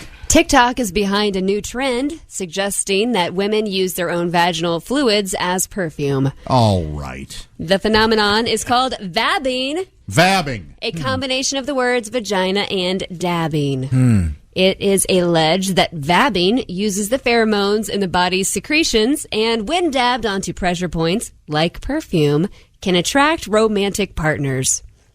Recently, several TikTok influencers have And gushed. seagulls. And neighborhood cats. And So, are you supposed to? You're supposed to vab it. I mean, you do you wipe just- and you dab on the back of your ear or your Your pressure points, your wrists, I guess. Did you say your rear? Your neck? ear. Oh, so you get it. So you get it on a finger and then you dab it. You don't have to get your wrist down in there. No, I mean, You I just, can. Yeah, you could. Put You it want on- to go You could. directly to the source? You could just. Well, that's what it sounds like. Or do you buy this in a jar? Or do you just queef and then walk through it? You know what a queef is, right? You can basically noodle yourself. delay, walk away. Recently, several TikTok influencers have gushed about the merits of vabbing. As to whether vabbing works, as some claim, the short answer is no. OBGYN Dr. Jen Gunter explained... Come on. That's not a real name. No, she's famous. There once was a doctor named Gunter. Every time we have a story about this, they quote Dr. Gunter. I'm totally serious. Who had the most amazing... Oh. Dr. Gunter explained that there is no scientific evidence to back vabbing. Gunter added, if people truly believe that there are pheromones, they've been misled. I think it shows us how very easily medical disinformation can become perceived as fact. So again, they're encouraging. I got to get this straight. They're encouraging ladies to get their own juices, not right. Right. You don't buy this in Like, hey, ladies, you need a new boo. Go ahead and just dab yourself. Actually, vab yourself with yourself. Yeah, yeah. You get the Pretty much like that. Okay. Maybe less clunky. Because it would be interesting if the major perfume manufacturers were, bottling. Oh, geez. Actual. It's new Coochie from Gucci. I mean, is that what Gwyneth Paltrow was going for when she did her the candle from Goop? Tommy Hilfiger, Vagine. Chanel, number 69, as you said earlier. Wow, this is a really terrible idea. Now, could men do the same thing? Ballsing. Ballsing. Oh, yeah, these girls won't stay away from me. I've been ballsing, and they...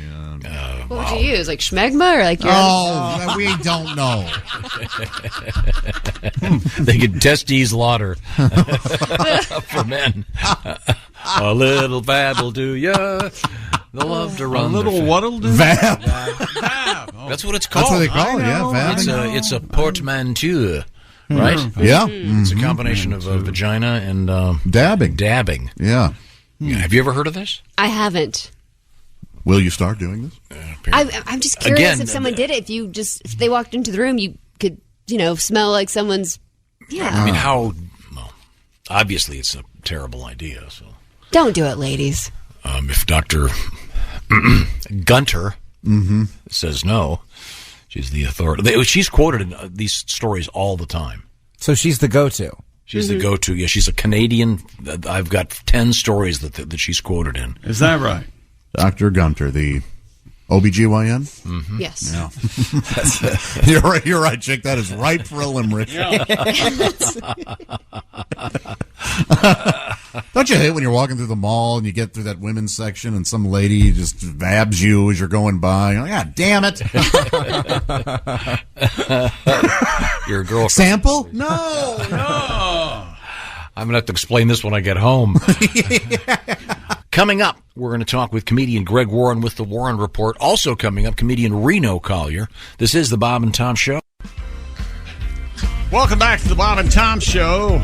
Christy Lee on vacation. There's Jessica Alsman. Hello. There's Josh Arnold. Hello. Reading some important emails here. There's Ace Cosby manning the track phone hotline hot phone. I can't wait to hear them. There's Willie Griswold. Woo! I'm Chick McGee, and here's Tom Griswold. Thank you very much. And I think we are going to have a special guest. There he is. Oh my gosh, these emails will have to wait. We have comedian. What does the number 2 mean on a pencil? We have comedian Greg Warren joining us. We're looking at him on the big screen. And Greg, are you home? Are you in St. Louis? Yes, I'm in St. Louis. And I can't see because of the lighting in here. Who is on the wall behind you there?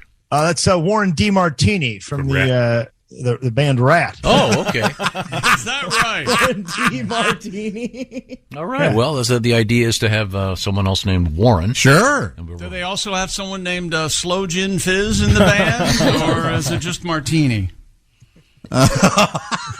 Nothing.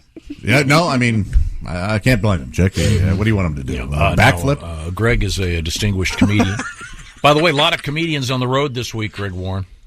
Oh, I know yeah? that, you're going to be at the Looney Bin in Wichita, if I'm not mistaken, coming up starting this Thursday. Is that right? That's right, Tom. Thursday through Saturday. And then you'll be in Cape Girardeau, Louisville, and Glendale, Arizona, all coming up. Mr. Godwin is at McCurdy's in Sarasota, Florida, starting Thursday evening. And if I'm getting this right, Josh Arnold, Friday and Saturday at the Funny Bone in Des Moines. That's right. And you'll like this one. Greg, Donnie Baker, coming up Friday night, is at the Opera House in Dothan, Alabama. And Josh, do you want to explain to him how the tickets work there? Oh, sure. Yeah, I'd be happy to. You know, the more you buy, the less expensive it becomes. It's really the tickets are cheaper by the Dothan. Dothan. See, this is Greg, let me explain what happened here, if I may. Well, Tom, can't blame him, Josh. What do you want him to do with that? He made you up. Could we go back to that slow gin deal? Yeah, slow gin fizz. Tom did that joke all last week on the air, numerous times a morning, and for whatever reason we get you on, and he pimps it to me. I had to tell him. He made you walk the plank with that one. So if you're the tickets are cheaper by the Dothan. See? Said it again. At the Opera House in Dothan, Alabama for Donnie coming up Friday. Then Saturday, Donnie's at Chelsea Live in Baton Rouge, Louisiana. That'll be a great show. Call him Baton Rouge. So have I covered everybody? No, I forgot. Jeff Oskey is going to be working at the Funny Bone in Des Moines with Josh. Now, this is assuming Jeff can still move. He's scheduled to. Yes, I checked with him, and he said he's good to go. Because he can barely walk. He broke several ribs over the weekend. Oh, no. Yeah. Somebody finally said, "Oh, you're a smartass," and beat the hell out of him. yeah. It's sort of a wonder this didn't happen sooner. Yeah, I think we all thought that. Because we know Mello Oskey, from what I understand, a few years ago. Oh yeah, wound tighter than a $5. What do they say? A sheep's ass? I have no idea. I know sheep were known for their tightness of the anal cavity. Did you ever notice what beautiful blue eyes Greg Warren has? They are lovely. They're like Paul Newman-esque in there. I've been told they twinkle. You can swim in them. Told. Mm-hmm. Yep. Thanks, gorgeous. guys. Yeah, you're welcome. Hey, thanks, guys. I'm gorgeous. I don't sound like that. I don't sound like that. I'm a funny comedian. Hey, Greg, before we get to your report, do you think it's worth asking Chick the riddle that you texted me a few days ago? Oh! See if he knows the answer to this? Oh, please. Yeah. What's Chick? Let's say you're Allen Iverson. Okay. Yeah. And I'm giving you a lecture about desert plants. What would you say? Desert plants. You're Allen Iverson. I'm Allen. I know it. Oh, wait a minute. No. Cactus. we talking about cactus. We're up in here talking about cactus. We're up in here talking about cactus. I don't want to talk about cactus. It's cactus, man. Very silly. I laughed a lot. Not some sand. We're talking about cactus. Yeah, cactus. That's pretty good. Cactus. Yeah. No, I wanted to talk today about the history of coffee. all right, I'm in. I think we all enjoy it, right? Yeah. It's there's several legends. My favorite takes place in Ethiopia, 700 AD. There's a guy named Kaldi. Oh. Kaldi is a goat herder, and one day he notices that his goats are dancing.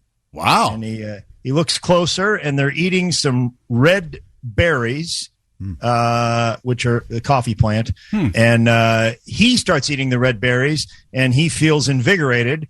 And he's like, "Oh, I better take these down to the monastery to see what they think," which is stupid. It's if you find something fun, don't take it to the monastery. That's always been my rule. So the monks were jerks. They thought he was an idiot, and they threw the beans in the fire. And then just a couple of minutes later, there was a very pleasant aroma, and they were like, well, maybe we should check this out. And they made coffee out of it, and that's how you got coffee.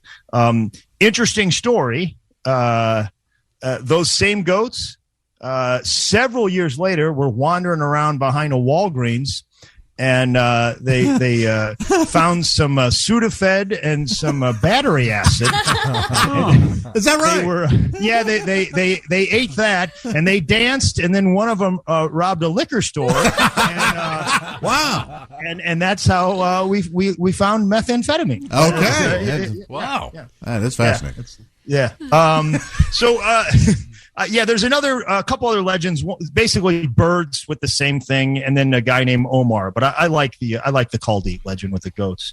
But it did start in Ethiopia, and quickly it made its way across the Red Sea into the Arabian Peninsula, and that's where coffee really, really started. Sure. That's where we had sort of our first coffee shops. The Arabs liked coffee because it helped them get through their prayers. They have long series of prayers, and it helped them not fall asleep. I tried to find something about sort of the bladder issue, but I couldn't. I don't know if you're allowed to pee during prayer, but if you are not, then these guys are extremely tough. But yeah, that's where all the coffee shops were. That's where men would hang out and discuss the issues of the day. They were called schools of the wise. Oh, I like that. Yeah, it's nice, isn't it? But I don't think that I go to Starbucks every day, and I don't think that's held up. It's morons mostly. I overhear a lot of conversations, mostly morons, and I'm part of it. I say stupid things when I'm in Starbucks, and I do stupid things. You want to hear my favorite prank? I think Josh has been part of this. And I'm going to do it for the rest of my life. If I go to a Starbucks and somebody, let's say I'm with my buddy Josh, and he's like, "Hey, I'll pay," and I'm like, "No, I'll pay," and he goes, "No, I'll pay," and I'll go, "Really?" And I go, "Yeah." I get as much stuff as I can, and I bring it to the register. I get one of those espresso machines. I get and I get like aprons, and I put it all up there. And I do this every time, and not one barista has thought it was entertaining. Nobody's laughing. He's got a French press and a mug that says, Willie, I commit to the bit. Ask Josh. I commit to I take the thing. I actually put it on the counter. And Mark Gross does not care for that. It's a good bit. Yeah, I like it.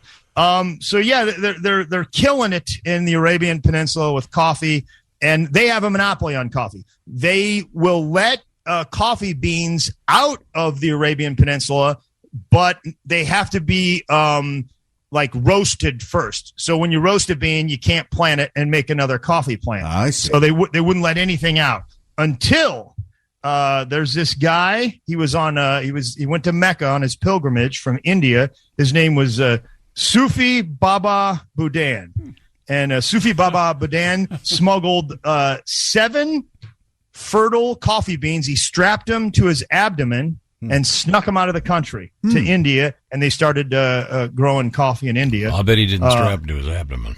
Oh, you think he? I bet he keistered them. Oh boy. So when you plant them, they grow faster. Yeah, they're already sort of pre-fertilized. Yeah. Tom, I did the research. It was his stomach. Well, then he pushed too hard. I'll tell you what. You know what else he snuck out was one of those mugs that says "You don't want to mess with me until I've had my morning coffee." Oh yeah, those are good. Yeah. Sufi Baba Budan, not to be confused with the Sufi Baba O'Reilly. Yeah. Who? Sorry. Yeah. While Boudin was smuggling beans, he was out here in the field. Yeah. Look at him smiling. Look at him. Had coffee with all his meals. Yeah, of course. You did the Dothan thing. I mean, Dothan, Alabama. The Dothan is art. Okay. That's a docent. So, Greg, so what you're telling us is that they didn't have coffee beans in places like Colombia and all the places that we now associate with coffee. The New World. Let me tell you. Yeah, I mean, eventually they did, Tom. That was those plants aren't native to those places. No. It started in Arabia, well, in Ethiopia. The Dutch were the first ones to get it because they had Java was the colony, which is known today as Indonesia. They had a group of men, the Dutch, that knew everything about everything. The masters, the Dutchman. Oh, sure. They had cigars. Yeah, they're mostly tobacco growers. Yeah, mostly. They were. Sure. And the French got it as a gift from the Dutch, and then this guy Gabriel Mathieu de Cleux nailed it. He got some clippings from the French king. And he brought them over to Martinique, the island in the Caribbean. That's how it got to the Western world. And it was a rough journey, man. He actually, they got attacked by pirates, and he protected his plant. They rationed water, and he shared his own water, with the plant. And then a guy tried to destroy the plant. They weren't very specific about that, but I don't know. He didn't try to steal it. He tried to destroy the plant. It was an anti-coffee person, maybe a Mormon. I don't know. They don't like the coffee. Yeah. They may have, Can Mormons drink decaf? I don't know. Well, there's a little bit of caffeine. I was in the coffee business, Tom. I sold Folgers, so there's a little bit of caffeine in a decaffeinated. Oh, so then they're out. Then that sucks. Greg, did they have coffee shops in Ethiopia before they went to Arabia? I don't think so, Josh. I don't think so. Okay, I was just wondering if anybody, they all have a coffee and a Danish. Well, we can give you the coffee. We don't have food here, you see. Ethiopia. If anybody's, Josh was making a joke about a starving people. And it went. I thought the Dothan went nowhere. That one really went nowhere. Oh, it was he committed. He didn't give up. I thought it was like the Danish. No Danish? Well, I'll have a muffin. Well, don't have that either. Wow, it's very painful. Jeez. Do they have Do they have Starbucks in Salt Lake City? They do. Yeah, they do. I'll tell you where it's tough is there fewer Provo. Yeah, Provo. There are. There's probably fewer, but I was just in Salt Lake last weekend, so I can tell you they have them. But Provo, I was taping a special there one time, and I was like, "Hey, where's the Starbucks?" And they were like, "Real." They're like, we don't really have them. I had to go to a Mexican restaurant and get an iced tea. It was, all right, yeah. And you know what I said, chick? What did you say, Greg? This is really great iced tea. I was in Provo, and I went to an Ethiopian restaurant. I go, hey, can I get an iced tea and maybe a plate of biscotti cookies? Yeah. We don't. Yep. Don't have to cook. Again, everyone, it's funny when you starve. Never been one of those Ethiopian restaurants just handing around empty plates? Oh, God. He's not going to let up, is he? No, it hasn't worked yet. I guess he figures. If you had laughed at the first one, I wouldn't be continuing. This is your fault. Easiest job in Ethiopia? Dishwasher. Oh, yeah. You guys. Well, this one's clean again. Yeah. Clean. Clean. Really, you're just a putter-awayer. Clean. The organizer. Yeah. Really. Yeah. Actually, there's some very fine Ethiopian restaurants. I think we should all. All right, well, maybe I'm sorry, Greg, we got to wrap this up. Where are we going? Yeah, wrap it up, Greg. Well, I mean, that's going to be pretty tricky, guys. Just saying, now we have the Keurig. We have 3 minutes. A lot more stuff. Go ahead. I don't know. I mean, I guess at some point somebody invented the fact that if you have a coffee shop, it has to be, and it's not a chain, it has to be some sort of pun, Oh, yeah, I love those, Yeah, common grounds, common grounds, Sure. where you been, daily grind, living La Vida Mocha. I love that. My favorite, I bless the range down in Arabica. Oh, yeah. Greg, my friend Bobby Buds once got fired from a place called Crepes a Latte. That's two. I mean, that's really. Wait a minute. Crepes a latte. What? So it's meant to be like thanks a lot, but it's crepes a latte. Wow. Boy. I thought they were like doing a bathroom joke. In Ethiopia, they have those, but it's just a latte. No. Because the crepes are food. And boy, it'd be great if this paid off somehow. But it won't. And this thing really fell apart, Tom. I'm sorry. Is it my fault? I put everything I had into it. No. Why would you think that, Josh? Just a couple of quick facts, Tom. Did you know that coffee is the number 2 traded commodity in the world? 100 cups of coffee is a lethal dose, and people in New York City consume 7 times more coffee than people in other cities. Really? Yes. Is that per capita? That is per capita, I believe. Oh. You know what? Did I nice save. Not horrible. Wait a minute. What was it? The number 1 traded commodity? Number 2 traded commodity. Is number 1 After- sugar? Or I would have guessed sugar or salt. Crude oil. Number 1? Oh, okay, yeah, so that makes sense. We're leaving the food category. No, number 1's people, right? Yeah. Well, you know, join Josh in the I just wanna sinking learn ship about- over there? Yeah, so we've poked fun at starving people and human trafficking so far on this report. well, they're easy. You know what I mean? Yeah. They're, it's Low-hanging easy. fruit, Dan. Yeah. There's no low-hanging fruit in Ethiopia, I'll tell you that. Come on, man. You got to stop. Killing it. Man, I had a lot of stuff prepared on this one time. No, keep going. No, we got time. You just keep going. You're doing great. I thought you said I was done. Well, I said to begin the wrap up, we still have another couple of minutes. It's all over the board. This is one of my favorite things. 1908 lady in Germany, Melita Benz, she invented the coffee filter. Uh-huh. She invented the filter. She used one of her kids' papers from school as a coffee filter. Yeah. Boy. How'd you like to be that kid? Like, oh, gee, my brother gets hung on the refrigerator. I'm being used to... Here's what we do with bees, boy.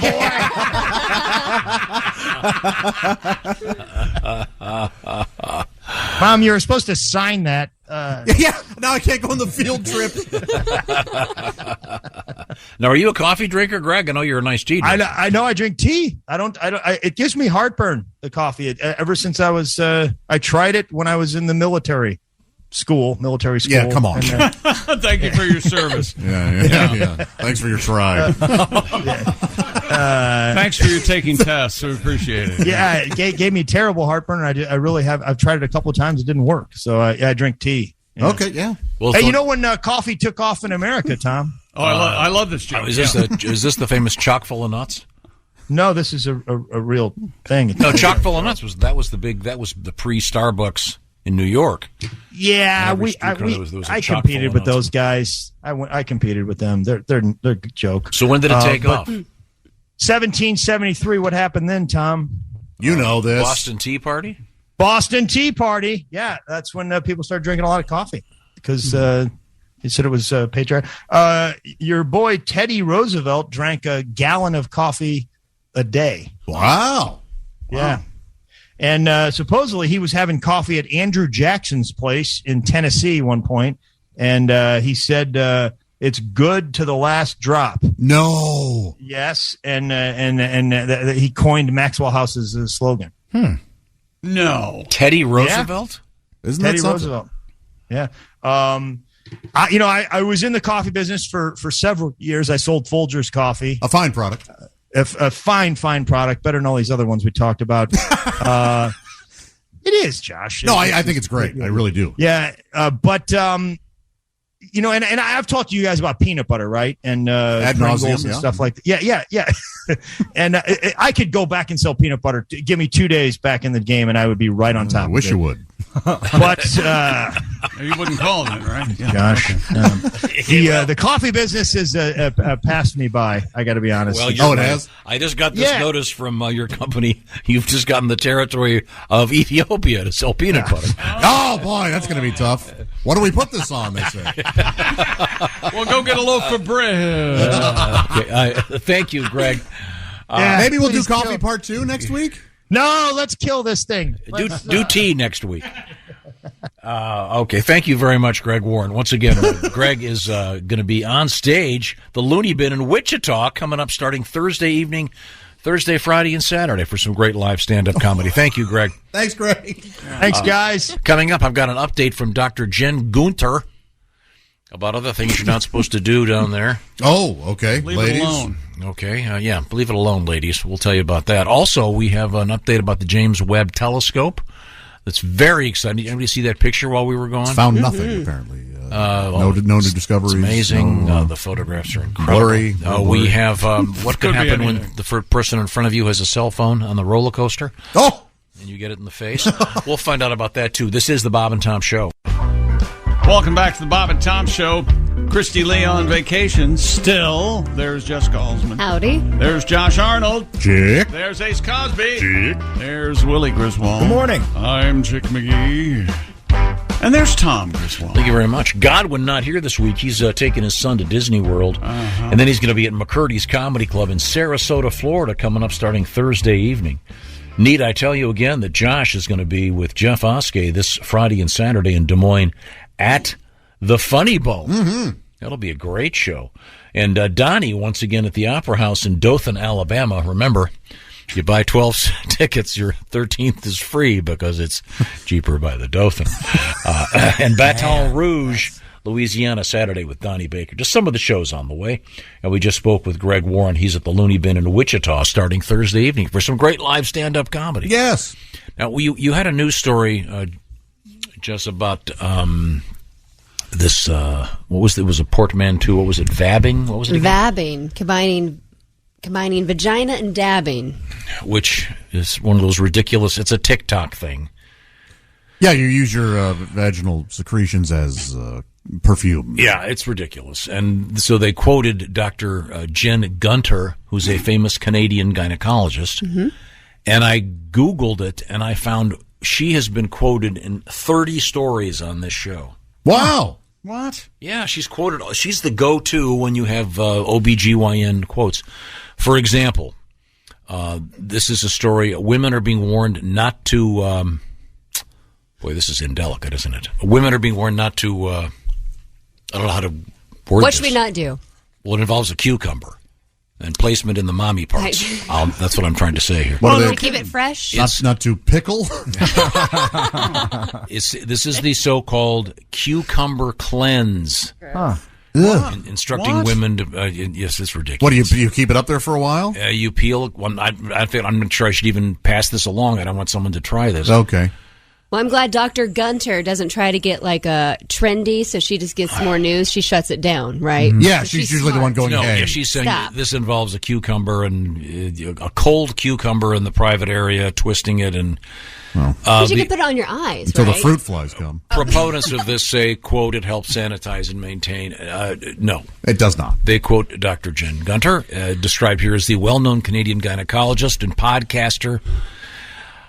She says, quote, if you have a vagina, you definitely should not do this. I know there's that country singer that does it, Kelly Pickler. She always talks about this. Oh, sure. Medical she's benefits a of big it. fan of... Puts on our sandwiches. See, that's almost like the word pickle. But, yeah, Kelly Pickler. Dr. Gunter quoted often. Yeah, she's the go-to when they get these ridiculous... There's also, what was the Gwyneth Paltrow... She has the steaming. Yeah, that was one of them. Yeah, the steaming of the vaginal area. Yeah, you don't need to do that. No, that's not a good idea. Also, bad things can happen. Was it you, Tom, that you started saying it's a self-cleaning oven, basically, like we can take care of ourselves? I think that's probably the best way to describe it. Yeah, you don't need to... the internet and TikTok, it's sources of more bad medical information. And these snake oil people out there trying to get you to do crazy stuff. Well, don't put snake oil in there either. No, you don't want to do that. That's, you know how many snakes you have to oil to get enough snake oil? Well, let's leave Dr. Gunter behind.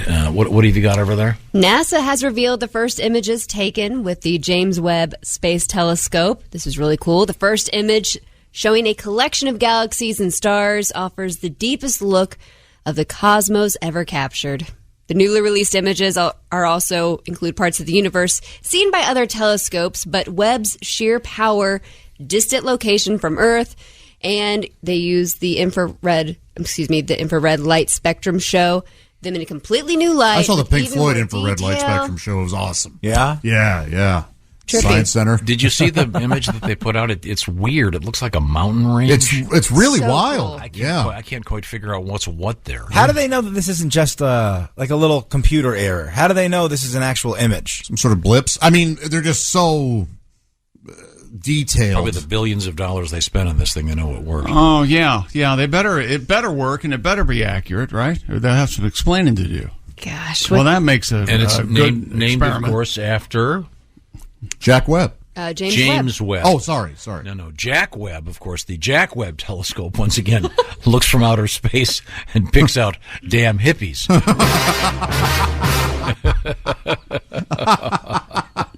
Doesn't the James Webb telescope sound like a psychedelic rock band from the 60s? Yeah. And man, it's a Big Brother in the holding company and James Webb telescope up in front. Man, those guys rock. These images, the first one they released is just weird. Yeah, it is weird. And the way the stars are kind of sparkly, it just... They're often sparkly. Yeah. I guess. I don't know. I thought it was a weird... Very, very colorful. They twinkle, too, Sure. With Webb, scientists are hoping to glimpse light from the first stars and galaxies that formed 13.7 billion years ago, just 100 million years from the universe creating Big Bang. Big Bang. I am the universe. The Big Bang Theory. Big Bang. The Big Bang Theory. Bang created the universe. Oh, the always funny The Big Bang Show, Ace, huh? Yeah. Woo! Laugh a second. Okay. This is weird. What's that? James E. Webb was born in Tally Ho, North Carolina. Cool. Wow. I didn't know there was Tally Ho. What a great name for a town. I live in Tally Ho. My tally home. Okay, when we come back, That's how a pimp does roll call. Tally the hose. 1, 2. Okay. How's that Tally Ho coming? Coming up, we've got the a roller coaster ride, and everyone's holding their cell phones up right now. Oh boy! Till you drop it, and Yeah. we'll see what happens when we hit you in the face. This is the Bob and Tom Show. Welcome back to the Bob and Tom Show. Christy Lee's still on vacation. Good for her. God knows when she'll be back. There's Jess Galsman. Hello. There's Josh Arnold. Hi. There's Ace Cosby. Manning the track phone hotline hot phone. There's Willie Griswold. Yo. I'm Chick McGee, and here's Tom Griswold. Tommy. Thank you very much. Tom Sturt, Tom Bowe, Tom Marino. Tommy boy. So you were talking about Dr. Jen Gunter. Oh yeah, the mighty Gunt. I don't think it's Gunter. Is it Gunter? I think it's Gunter. Hardly know her. Okay. It's a hard gunt. A hard gun to get to know. She's quoted all the time in these various stories. No. Here's one. Doctors say do not stick herbs up your mommy parts, ladies. Really? Once again, another... I think it's herbs. Okay. What about spices? It's another so-called detox trend. Guess where that's emerging from? The internet. So-called lifestyle bloggers are sharing and praising the benefits of what's called vaginal detoxing. They quote, once again, OBGYN Dr. Jen Gunter. She says, your uterus isn't tired or depressed or dirty, and your vagina has not misplaced its chakra. No, it sure has. So she's just saying, don't do this stuff, ladies. Anyway, there are these recipes for herbal mixes. Have you ever seen anything? It's just all nonsense. It's all nonsense. Have you seen the Every one? day it's something different. There's the salt-free one. Oh, really? It's called Mrs. Gash. Jeez. If you're a heart patient. Yeah, that's Dr. Gunter says don't use that. Yeah, Right? no. Yeah. Even though it's salt-free. Here's another headline. Okay. No, you asked me. I just from our show, I found 30 stories that Dr. Gunter is quoted in. Here we go. Don't put garlic in your vagina. Headline. Well, what if you have vampires? I was right there with you, pal. Well, it'll make vampires go away, but not your yeast infection. Yeah, I think the best thing you can do for that is like vinegar in a bathtub, or maybe apple cider vinegar. Got an old case of Dracula. She says this is her. She's the author of the Vagina Bible. Oh. She said, don't put garlic in there. It's not a natural alternative to treat yeast infections. But once again, this old wives' tale has new life, of course, from the internet. She says, quote, ladies, stop doing this. It doesn't work. It could cause you even more problems. So, once the Vagina Bible, it's interesting that you would use the word Bible. Yeah, I bet some people took umbrage with that. I'm looking at it right now. Did you Wow. see this? Chapter 7, Deuteronomy.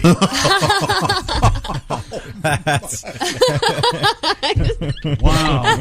Continuing, you see what the That theme. is excellent. Holy hell. The theme you see. Then here's one. This is from the New York Daily News. They quote Dr. Gunter. Headline, don't put a wasp's nest in your vagina. No, Wait a second. no, yeah. there was no way. What was that supposed to do? It says it's basically Well, it causes a buzz around town. I can tell you that.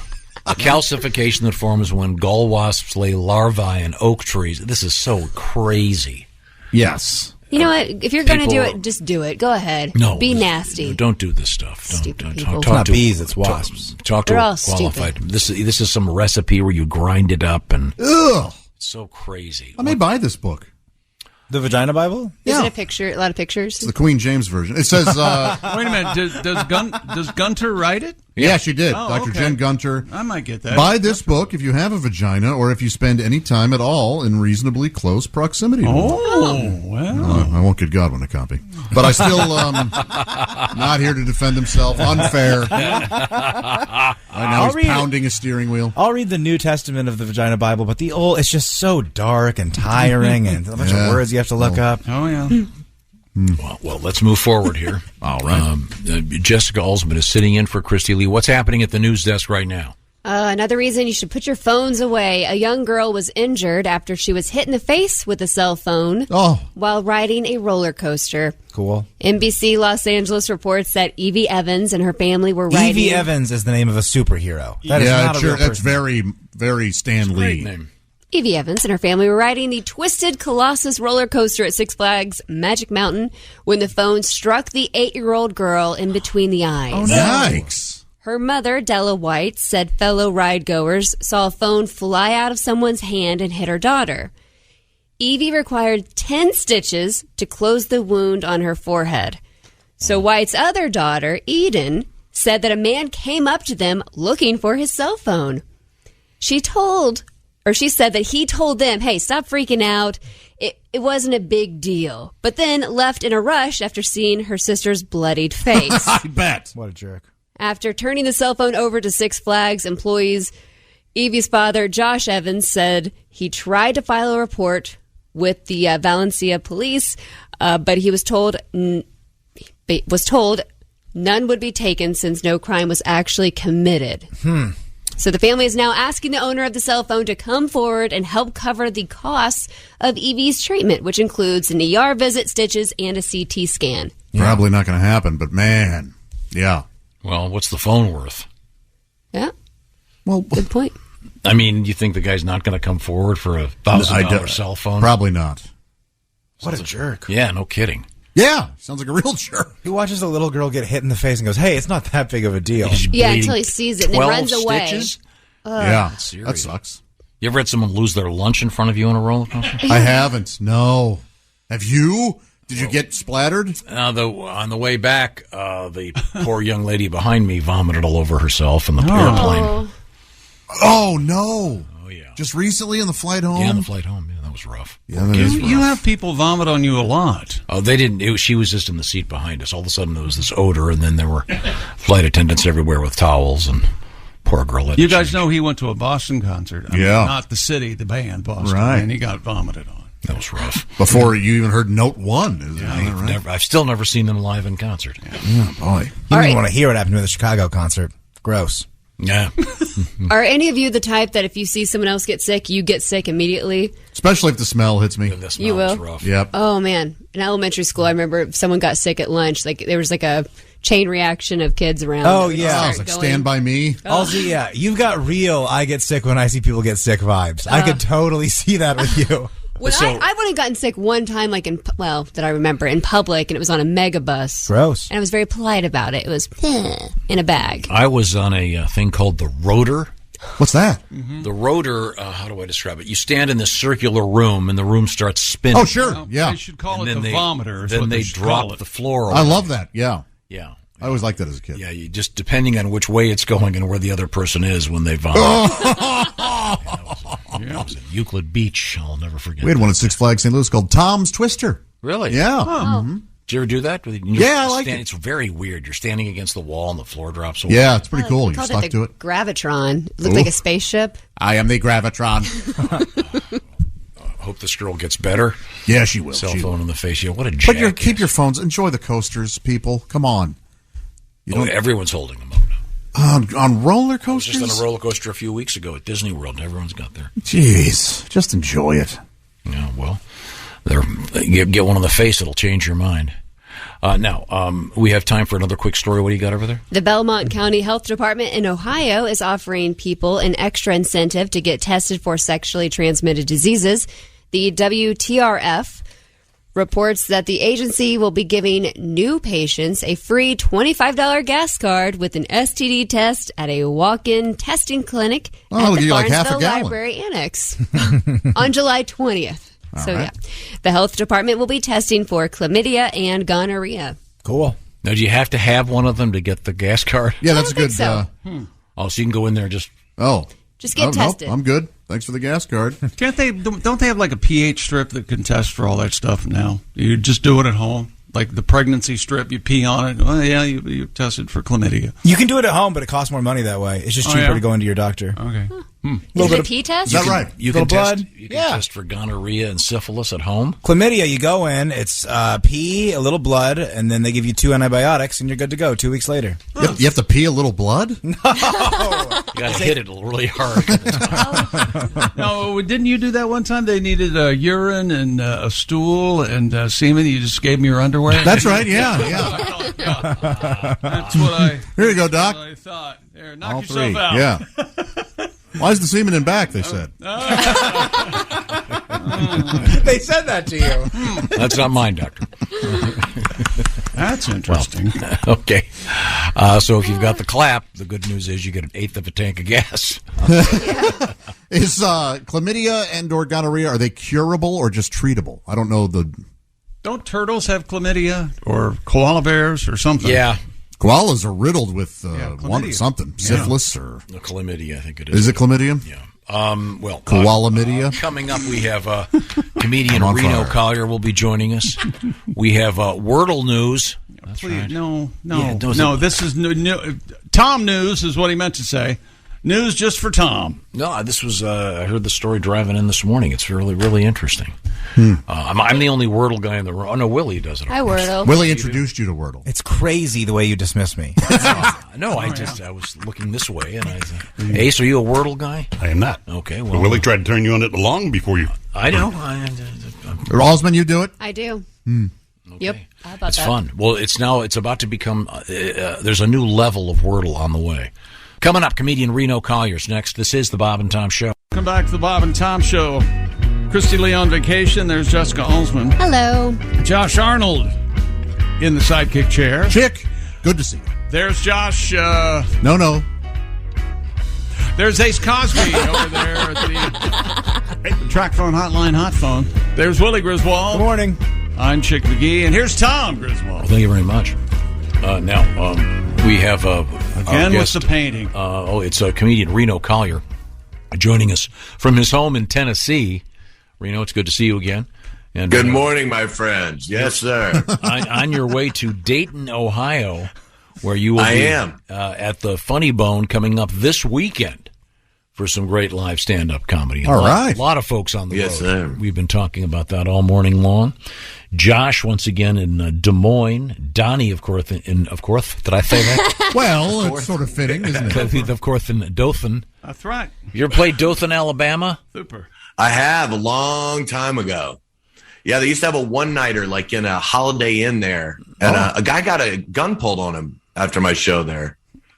Sounds like a great crowd. That happened to Craig Robinson over the weekend. Did you hear about this? No. Yeah, North Carolina. He's as likable a person as there is. I wonder what the hell happened. Yeah, it's probably Domino's. They had to clear the Come on. In any event, the Opera House in Dothan is where you'll find Donnie. And we'll have Mr. Godwin at McCurdy's in Sarasota, Florida for some great live comedy. Now, what's new in your life? We haven't talked to you for a while. Yeah, it's talking about the road. I brought my wife. I had shows in Florida, and I brought my wife and my dog. It was Bo's first trip, and Bo's 55 pounds on his back legs. He's 6 feet tall, and I'm used to finding a hotel at like 2 a.m, not having a problem. But when you have to do it with a dog, because so many I'm calling hotels trying to get a room. I'm like, hey, what do you got? What do you got? Can I have a dog? And they're like, well, service animal's fine, but nothing else. And that's all I could find. So I'm like, I have like half an hour to try to figure out how to make Bo into a service animal so we can stay. I'm thinking, I'm like, okay, if I put sunglasses on my wife and find a Ronnie Millsap t-shirt or something, like how can I pull this off where I can go in and do it, right? So we finally get to the hotel. It's in the middle of the night. I have the dog in the car. I tell my wife, I'm like, let me go in. I'm going to check in. When I get in, I'm hoping that the lady's in a good mood. There's an older couple in front of me checking in the hotel, probably in their 90s. And I don't know what they were arguing about, but I heard the lady go, this place is a dump. And the guy goes, well, let me tell you something. Our Lord and Savior was born in a barn. And if you think you're better than our Lord and Savior, so they're going at it back and forth. And I'm going like, we're never going to sneak in with his dog. So there's two ways to skin a cat. You can either lie.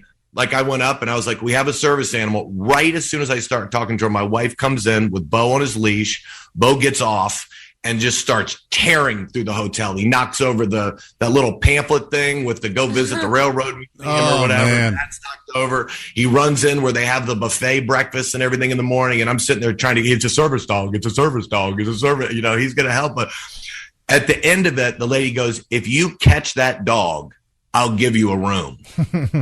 Oh. And I ended up with a room. Yeah. Wow. So that, apparently to you guys, not that funny, but informative.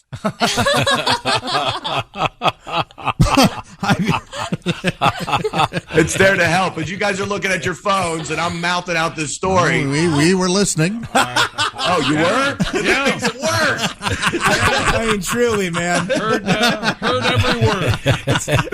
When I left, I was like, that's the great... Chick, I can see your face.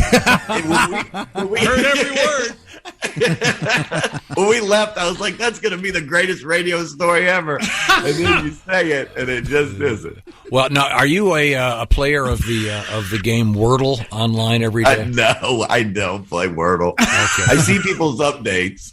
Well, yeah, it's fun. It's one of those things where it's caught on, and a lot of people do it. But we have a story about Wordle, which, if you're not familiar with it, it's a game in which you have to guess what a word is. Hasbro is releasing a board game based on the viral internet game Wordle. In collaboration with the New York Times. Wordle, the party game, pits players against one another to solve the Wordle in real life. In each round of the game, a player, designated as the Wordle host, writes down a secret word that the other players have 6 attempts to guess. Wow, yeah. Indeed. The fewer tries a player needs, the fewer points they score. I got you. What? That's what it's written. It's not my fault. Okay, all right. I think it's the fewer tries a player needs. I see, and the one with the lowest points then wins. That's like golf. Obviously, okay. The player with the fewest points at the end of the game wins. The board game, which is slated for an October release, is currently available for pre-order online. Is it? There you go. You can. Why do you enjoy it, Josh? It's fun. I probably would. I've never played it, but I like words. You have 6 tries to guess a 5-letter word. I'm aware. Yep. But you don't have to buy a game. You could just do this at home with your friends and exactly. family. I was going to say, this sounds like a pretty fun drinking game, to be honest. Yeah. Get your buddies involved. But you can only play it once a day, by the way. Really? See, the Wordle only comes. Once a day. You probably didn't know that, I guess. Yeah, once a day. No, I'm out living a life. That's gold. I was doing some research on this. You know the game Scrabble? Yeah, I'm aware of it. Was invented by a guy named Butts. That's funny. With an S or a Z? With 2 T's. Well, Alfred Butts. That wasn't the answer to the question at all. There's 2 T's. Alfred Mosher Butts. invented the game of Scrabble. Well, thank you, Mr. Butts. Well, in any event, World fans, there you go. Now, I thought we would review Today in History. Is that we have right? Reno here to help us with this. Time now for Today in History while we have Reno here to help us with it. Here's Tom. It's a Tom? good day. It's a good day in history. It's a good day. A lot of cool stuff happened on this date in history. All right. My favorite, in 1938, Douglas Wrong Way Corrigan. Remember this guy?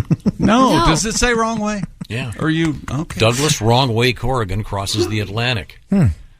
Aviation authorities told him a transatlantic flight was suicide, so he said he was going to fly back to California. After takeoff, he did a U-turn and flew from Brooklyn to Ireland instead.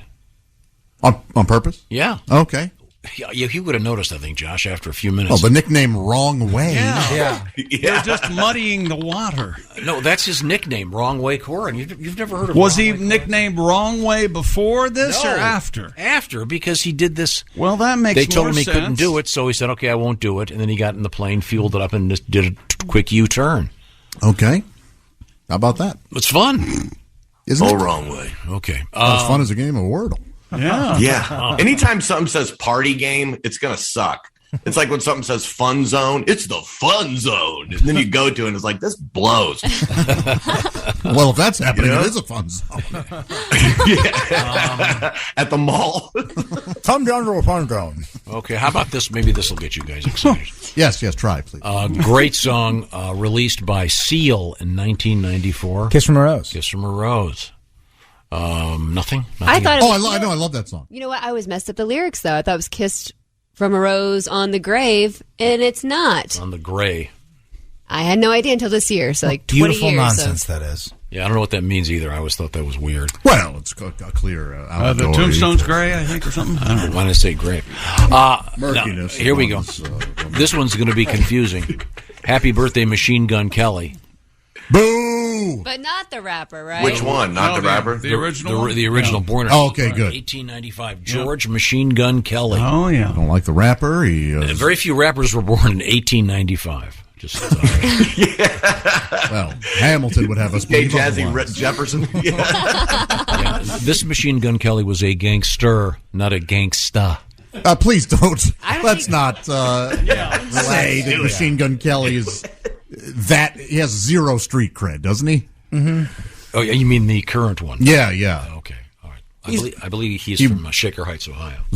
Really? He is. He's got a super hot He wife. badmouthed Slipknot, so he's out for me. Uh-oh. Yeah. Fiance. So you can't be 50 wearing a mask running around stage. Yeah. Okay. 1913. Happy birthday, Red Skelton. When I was a kid, I thought it was Red Skeleton. Sure. Which made sense. And may God bless. Mm-hmm. Let's Was see. he Clem Cadiddlehopper? He was. What? Yeah. Happy birthday to John Glenn, born in 1921. Allegedly went up in the... Not allegedly. He was the first American to orbit the Earth. That's what the video That's what shows they- us. That's Yeah. what they want us to believe. Okay. Thank you, Stanley Kubrick. Screamin' Jay Hawkins, born in 1929. Do you know this guy was claimed to have between 57 and 75 children? Whoa. That's right. And what was He was a rapper. What was his hit? Birth control, baby. I was Nothing talking for that. about his songs. Yeah, that was his Birth Control Baby. Yeah, comma baby. Like, How hey, does we need that it. go? Birth control, baby, won't you give it to me? Birth control, baby, can't you see? Now, Our Chick house doesn't is know, but he's crowded about to do one of his great impressions. Of? An American figure skater was born on this date in 1929. Yeah. And he became a commentator in the world of yes. figure skating. Dick Button. Look at that. That's Chick's impression of Dick Button. Such an unfortunate name. Wouldn't you Dick go by Button. Richie? The old Dick Button. Richie Button? Yeah, they He do it. got very excited about figure skating. And our coverage of figure skating has it's just not as good without Dick Button around. Well, what's his face who wears all the fancy hats? Nah, I don't like He's that. pretty good. Johnny Weir, is that it? Yeah. Yeah. He's good. You guys watch skating? During right. the Olympics, of course. You don't watch it during the Olympics? Okay. Well, you're not an American? You don't root for the U.S.? No, I'm a heterosexual male, though. And Attaboy, damn right. Okay. are you talking about those two people that do the derby, too? Yeah. The ice skating guy that does the derby. He's entertaining, isn't he? He's having a good time. having He's fun. Fantastic. I mean, what a brilliant. I watched that and it makes my hotel story sound great. No. Yes, it does. That's a good, solid story. I think you and Josh can have a story off. Josh has his Ethiopia hunk. Well, happy birthday. By the way, Josh and I will be together in a couple weeks doing shows. Boring audiences all around the Midwest. Happy birthday to the late Hunter S. Thompson. This is backcountry. Drug weirdo. 1937. Josh Brolin turns 82 today. Wow. Good actor. Real good actor. Yeah. I didn't know they were named people Josh. James Brolin? There's a Joshua in the Bible. Isn't Josh Brolin? He's young, isn't he? In that. Who's the son, Josh or James? Josh is the son. Wow, how old did you say? No, then it must be James Brolin. Yeah, this must be a misprint because Josh is the kid. He's a great actor. Yeah, he is. Very tolerant stepson. Richard Branson. You're not my real mommy. Smack. Richard Branson, born in 1950, started Virgin Airlines. Yes. You can only get Shirley Temples. Yeah, they cannot fly to Bangkok. Well, they can fly too. No, they can't leave. Okay. That's enough of that. Yeah. All right. That's enough of that. Hey, that's enough of that. I should have known as soon as you guys had never heard of the Wrong Way Kerrigan story. No. What, you do this all the time. All these things that you're the only one who's heard of them. Well, do you care? This past Saturday, Jennifer Lopez and Ben Affleck got married in Vegas. A little drive-through wedding. Good for those kids. They did a drive-through wedding? Yep. Let's see. No, that's all right. Well, let's all hope that Geely 2 is on the way, right? I've never seen. I will eventually watch that movie. It's so notoriously bad. Mm-hmm. Anybody seen it? No. Which one is it? Is that where they met the first time? Yeah. So, I remember I heard Ben one time say, the whole Bennifer thing really blows. I'm so sick of hearing that. I agree with him. Yeah. Yeah. Oh, does it, Ben? Well, if you're bored by it or annoyed with it, just go sleep with your wife. Kidding me? You have nothing to complain about. So his married is Jennifer's. He's married to Jenny from the block. He's got nothing to be mad about. Mm-hmm. Good luck. Yeah, she'll be faithful. Okay, now we have coming up. We have an interesting news story about. Well, I can't really say what it's about without giving the whole thing away. Vegetable, animal, mineral. What is it? Well, I have an update on the poor lady that got eaten by the alligator. Oh, yeah. Did you hear about that, Reno? Oh, yeah. No, Golf course in Florida. Old lady walking along the golf course at night ends up falling in the pond and getting slipped and fell. Was eaten by 80-year-old. Yeah. Did she find her ball? That's funny. Thank you. Yeah, it took a minute. All right. They pried it out of her cold, dead hands, but she got that Titleist back. Well worth it. Reno, you're in Dayton at the Funny Bone this weekend, right? Yes, sir. I won't tell the hotel story. We're good to go. It's going to be a fine show. Okay, good. Well, thank you very much, Reno. You guys have a great week. You too. Thanks, guys. Bye, Reno. See you, big dog. Thank you very much. We're coming right back. This is the Bob and Tom Show. Hey, welcome back to the Bob and Tom Show. Christy Lee, I don't know. AWOL, not here. Jessica Alsman's here. Hello. There's Josh Arnold. Hey, Chick. There's Ace Cosby. Yeah. There's Willie Griswold. Hey, man. I'm Chick McGee, and here's Tom Griswold. Thank you very much. Thank you very much, Chickster. I'm not sure who's here tomorrow. Jess Hooker will be filling in for Christy tomorrow. Oh, she's still gone. She's earned it. Christy will be back on Wednesday. She's in France, right? I believe so. That's where the naked ladies dance. Mm-hmm. See her underpants. Oh, okay. All right. Now, what have you got over there? A man in the UK has been reunited with his phone 10 months after losing it in a river.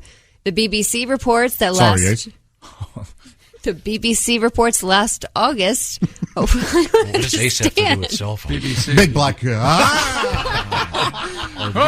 Not the British broadcast. No, sorry. That's both. I see. Okay. So Wayne Davies dropped his phone in the River Wye. Yes, Wayne Davies. Misplaced my telephone in the river. While canoeing. My mobile. Yes, I was canoeing. And, during a bachelor party. I was at the bachelor party. So drunk. During Gloucestershire. Stacks and hens and things. Gloucestershire. Just kind of runs Can't even handle together. this. Davey said I was in a two-man canoe. I was in a two-man canoe. I was shorter man. And, I see. Yes. Oh, this is not good. I've got the giggles. Okay, I was in a two-man canoe. Give this story to me. So the guy loses his phone, and someone else finds it, and he's got it back. Oh, he says, my partner probably shouldn't have stood up. Needless to say, we fell in. Earlier this month, Mr. Miguel Pacheco found the phone while canoeing on the river. We fell in love. He dried out the device, and though it had been soaked through, he managed to charge the phone enough to photograph the lock screen. Wow, what a great story of perseverance. Thank you, Chick. Stick to it. No. Pacheco posted the photos on Facebook. It was recognized by Davis's friends, who then helped get the phone It was back. recognized. So will all of the photographs still be in the phone? Presumably. You did a great job, Josh. Thank you very much. Very well done. If you drop a phone or drop it in the water, the pictures go away. And if you drop it on the ground, they just fall off. Mm-hmm. Oh. This is... What about the cloud? Cloud. Well, I'm just saying, if the guy was at a bachelor party, there are probably some pretty interesting photographs. Oh, yes. Where'd that egg go, Sheila? Who's Sheila? Oh, she's the Do they dancer. actually do that with an egg? Where did the egg go? I've not seen it, but I would like to think that there's some talented women out there. How cool would it be if it came out and it was like a perfect soft-boiled, like you want to put it on Eggs Benedict? Oh. Well, Just that would be runny enough. amazing. I would want to see that. Dip your toast about point into it. There was a lady who could extinguish candles with her. Yeah. All you'd hear was and the candle would go out. Yep. Yes. What did it sound like? Now, would the air be doing it, or would the moisture? No, the air. The air, yeah. Could we do you have another story? That's She also shot ping pong balls. I've got some emails here, if you don't mind. Don't play ping pong with her. Earlier, I was just killing it with some Ethiopian material about how they starve and such. Jeffrey writes in, "Don't stop, Josh, with that dark humor." Thank you. Dark humor is like food in Ethiopia. Not everyone gets it. Oh God, that's awful. And Aaron is written in with an actual fact. He says the largest exporter of cooking oil in the world is Ethiopia. Well, they get rid of it all because they got no food to cook it with. Yeah. So that's what Aaron says here. Oh, sorry. Onions and green peppers. Maybe some garlic's putting this on. You're responsible for this awful line of questioning. Hey, Okay. Truth and comedy. Okay. What else you got, Jessica? Officials in Utah are warning drivers of possible bee swarms at the site of a semi-crash on Interstate 80. The semi was carrying bees. Nothing for that. No. All right.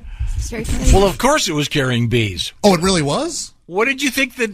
Where do you think the bees came from? Now, hold on, we'll find out. Lieutenant Randall Ritchie with Utah Highway Patrol told KUTV... We're cut above. Glad they're not a network. There's no N in our call letters. Don't even try. Oh, no, that a tractor trailer hauling 200 hives of... bees. 200 hives of bees overturned near Silver Creek Canyon. Okay. The driver and a passenger were injured in the crash and stung repeatedly. Boy, that's awful. That's rough. You get your arms are broken and you can't shoo them away. I didn't realize that semis would they would do this. Sure, they get. Bees. Well, how do you think bees get from place to place? They fly. No, they take them to various fields and they never. Jeez, well, they were taken to the hospital along with several first responders. The bees? We're out of rooms. I think if I would call up G's bees is what G's bees, or maybe bejesus, or what? You would call it? I'm trying to think of a name for my bee business. Bejesus? Look, we've been off for a week. We're just trying to get our footing back. Well, the teams were unable to clear the crash. Funny. Don't you dare not laugh. You know, the driver was charged with buzzed driving. Oh, so in case the words. They called in the SWAT team. He thinks he's helping. Time now for things we learned on the Bob and Tom Show today. Again, the accident isn't bad enough. Suddenly you're being attacked by bees. It's pretty Napa Auto Parts. Awful. With nearly 6,000 Napa Auto Parts stores and over 17,000 Napa Auto Care centers, Napa is the fuel that helps drivers like you get up and go. Napa Auto Parts. I wish you'd get up and go. Alligators breathe air. That's exactly right. Oh, yeah. Thank you for teaching us that. And that made me wonder if Tom Cruise, because he can hold his breath longer than an alligator can, if he could wrestle one to the death. And how did you find out that Mr. Cruise is capable of this feat? It's common knowledge out there among people who watch movies. That's great. I mean, Tom's a great does his actor. own. He does his own stunts. But why do you have to hold your breath for 7 minutes? Because he was underwater in a scene in one of the Mission Impossible movies. You don't know anything about discipline. Tom I Cruise. didn't see that, so I'm going to keep asking stupid questions. Hey, if your phone's underwater for 6 months, when you get it back, does Siri talk like it? That's very funny. I'll call Josh for you. Can we get a hold of Pat and have him do the underwater Siri? Yeah, can't do it. Just like him. When Tom talks about books, he is actually listening to an audiobook, not reading. That's not true. I read many. I also listen to many in the car as well. Cool. Yes, my family and I, we went to New York City, and we went to a secret bar in the back of an ice cream parlor. Isn't that cool? There was a password and a button involved. Do you remember the password? My daughter was very excited. No, I wasn't paying attention. Oh. I believe I was having... Was it Ramrod? Having a mood. Oh, jeez. Christopher Street? That's right. Get out of here. Yeah. Donnie Baker had some thoughts on sumo wrestling this morning, and I don't think we'll ever forget it. Donnie Iris is. We love Aaliyah. We still love don't we? And we were talking about Pittsburgh because they've changed the name of the stadium to. I don't know. It's like Accusurance or something. Acrasure. It's an insurance agency. Accusurance. Acrasure sounds like a deodorant. It's no longer Heinz Field. Nope. It's now Accusurance. During vacation, Ace got up early to walk the park by himself and tell jokes to the pigeons. What a sad thing. Got a flying ovation. A flying ovation. They were leaving, Ace. That's so stupid. That's funny. A flying ovation. I'm going to use something like that next time I see people walking out of my show. Oh, look, I'm getting a leaving ovation. How about that? They're laughing so hard I got a walking ovation. They need to get their lives under control again. According to Tom, Jeff Oskey, one of our behind-the-scenes types and fabulous stand-up comedian, broke about 9 or 10 ribs. I think I said 3. In a on-the-water incident involving 2 or 3 other jet skiers, and there was a fight. Poor guy. He's in a lot of pain right now. Yes. Greg Warren, Tom says, has beautiful blue eyes. Oh, yeah. And we talked about coffee today with what seemed like 5 or 6 hours. Looking at him is like looking at Lake Elizabeth and Lake Marie at the same time. It's very nice, very nice. Thank you very much. And tomorrow, Christy's not back again. Evidently. Correct. Jess Hooker will be in. Jess Hooker in here tomorrow. We'll certainly look forward to that and to seeing you, ladies and gentlemen. This is the Bob and Tom Show.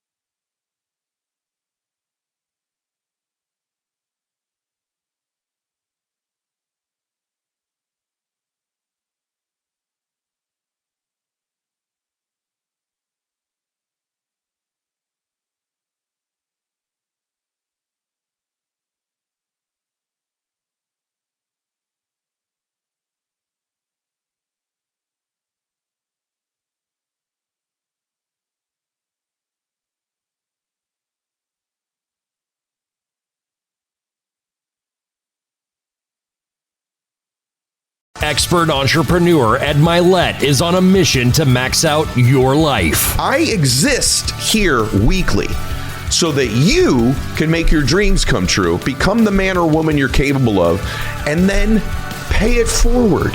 It's time to get laser focused on peak performance. Clarity equals focus, and focus equals success. That's what I'm here to do every week with you.